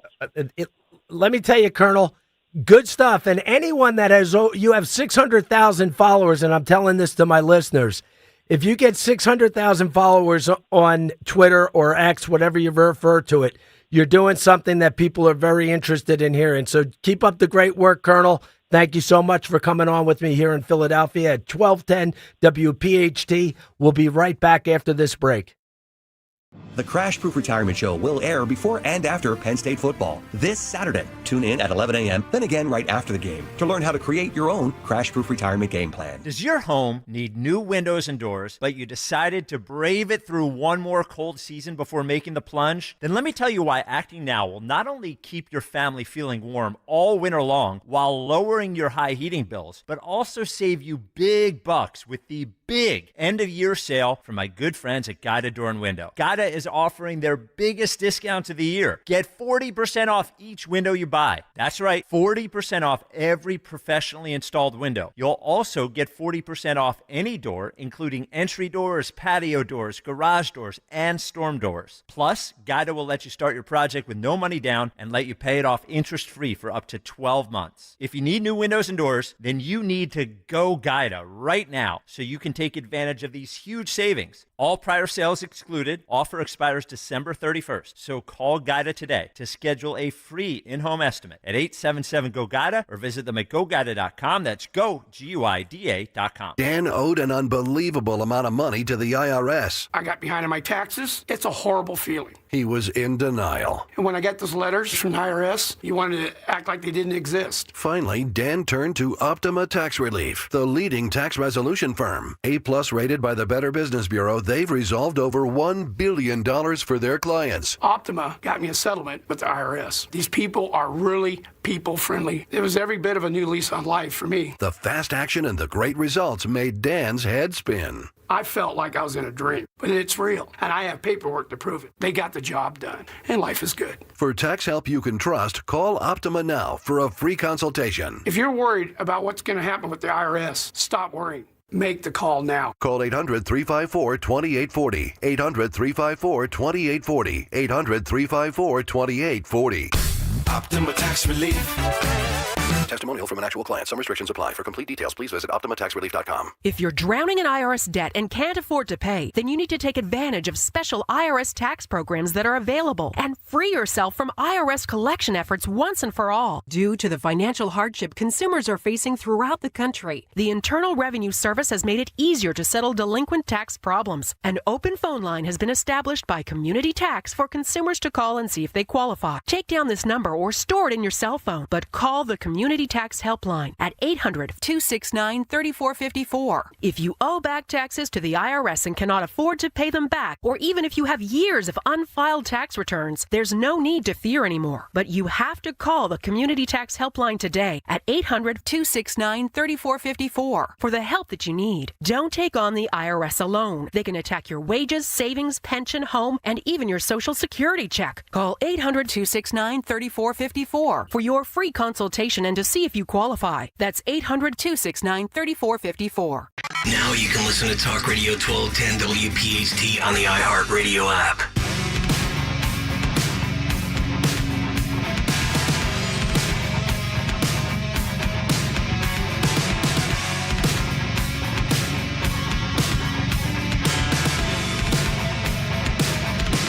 Hey, welcome back to 1210 WPHT in Philadelphia. Tom Hayes will be in for Kayal and Company. We're wrapping up the show. We got Linda Kearns is coming on for the Dawn Stensland show. She'll be hosting. I've had Linda on when I've done the Zioli show.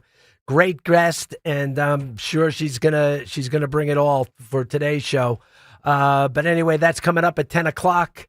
And I told you I was going to do a little entertainment today. I really didn't get much of that in, but I got a few minutes left, so I'm going to do at the end, get off the politics. We're going to do a little entertainment. I want to talk about Johnny Carson's blacklist. And you can agree or disagree, but who Johnny Carson had banned from his show after they were on it. And I even hear Johnny Carson, you can even hear him on satellite radio doing his old shows. The guy, you know what? He was a real pro, a lot different than what you hear on late night TV today. But listen, the world changes. But man, Johnny Carson really was a legend. Even when I listen to the old shows, I'm going on Wikipedia or AI to find out like who was this guy and what shows was he in. It's like the show's like historical in a way when you look up some of the guests that he had on. But anyway, who did he ban? One of them was Jay Leno. Johnny didn't like his jokes, and at one point, he didn't want him to sit on the couch. I think he just didn't have chemistry with Jay because he would allow him to guest host, which I think is kind of interesting. He thought he was a good guest host, but he just didn't bring him over to the couch. And that was the big thing with Johnny, if he brought you over to the couch. Another person who he didn't want back was Ellen DeGeneres. She was on her third appearance, and she was told by one of the producer guys that he had read whatever I guess they would pre-screen what jokes you were going to tell. And he said, leave this out. I don't like it. And Ellen went on. She did the routine. She didn't delete it. No, some people think she didn't. She just forgot. But who knows? But anyway, she had brought one of her girlfriends there, and the guy was so outraged that Johnny Carson wasn't, but his person was. It was one of his right-hand man producers had him dumped out of had Ellen removed from the studio. Another one, which I'm not surprised that Johnny didn't want to deal with him, was William Shatner. He broke some commandment that Johnny Carson had. What that commandment was, I have no idea. But William Shatner, maybe because he just would go on into those kind of drifting riffs about things. So he unloaded William Shatner. Another one, who I find this guy very funny, Dana Carvey. And what happened is Dana Carvey went on Saturday Night Live and did an imitation of Johnny Carson, where Johnny Carson was senile and losing his mind. And that was the end of Dana Carvey, never brought back. Another one, we have Orson Welles. He was a guest. Orson Welles, very famous. And he planted people because Johnny was an amateur magician. And Orson Welles was also into the magician and mentalist kind of tricks, but he put plants when he guest hosted for Johnny in the audience. And Johnny found that to be disrespectful of the craft by putting a plant in the audience, not a physical green plant, human being plants. So Orson Welles got tossed off Johnny Carson forever or banned. The next one, obviously, Joan Rivers, who I found funny. And I like the way she kind of reminded me of the Colonel we just had on, said whatever she wanted to say, just like the Colonel did that was on about politics. That was Joan Rivers, said whatever she said. Steve Allen, I found this one interesting. He was the original host, and he was guest hosting. He came back to guest host, and he was really rude to the crew, and he mocked Carson in the monologue. He did some jokes. So Johnny obviously was thin-skinned. So boom, Steve Allen, the original that actually made Johnny's career in a way, he got the boot.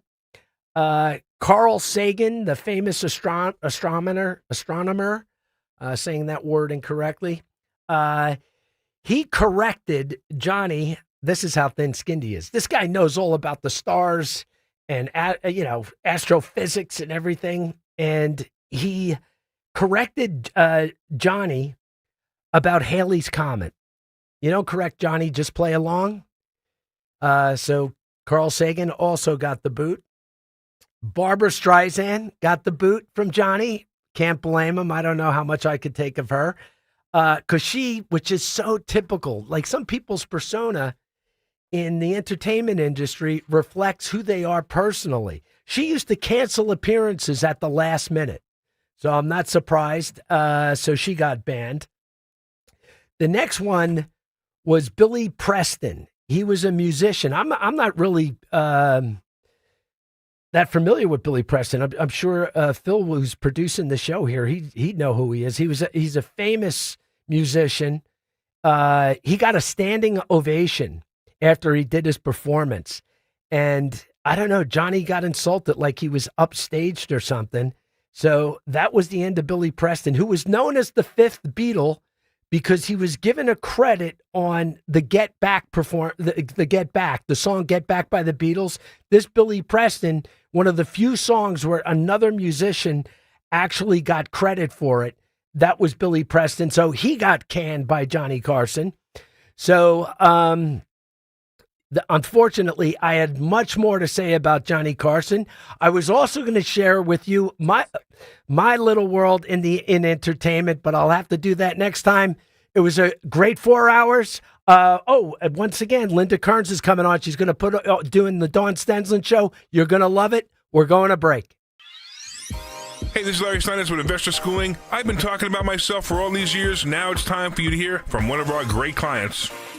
Investor Schooling lives up to the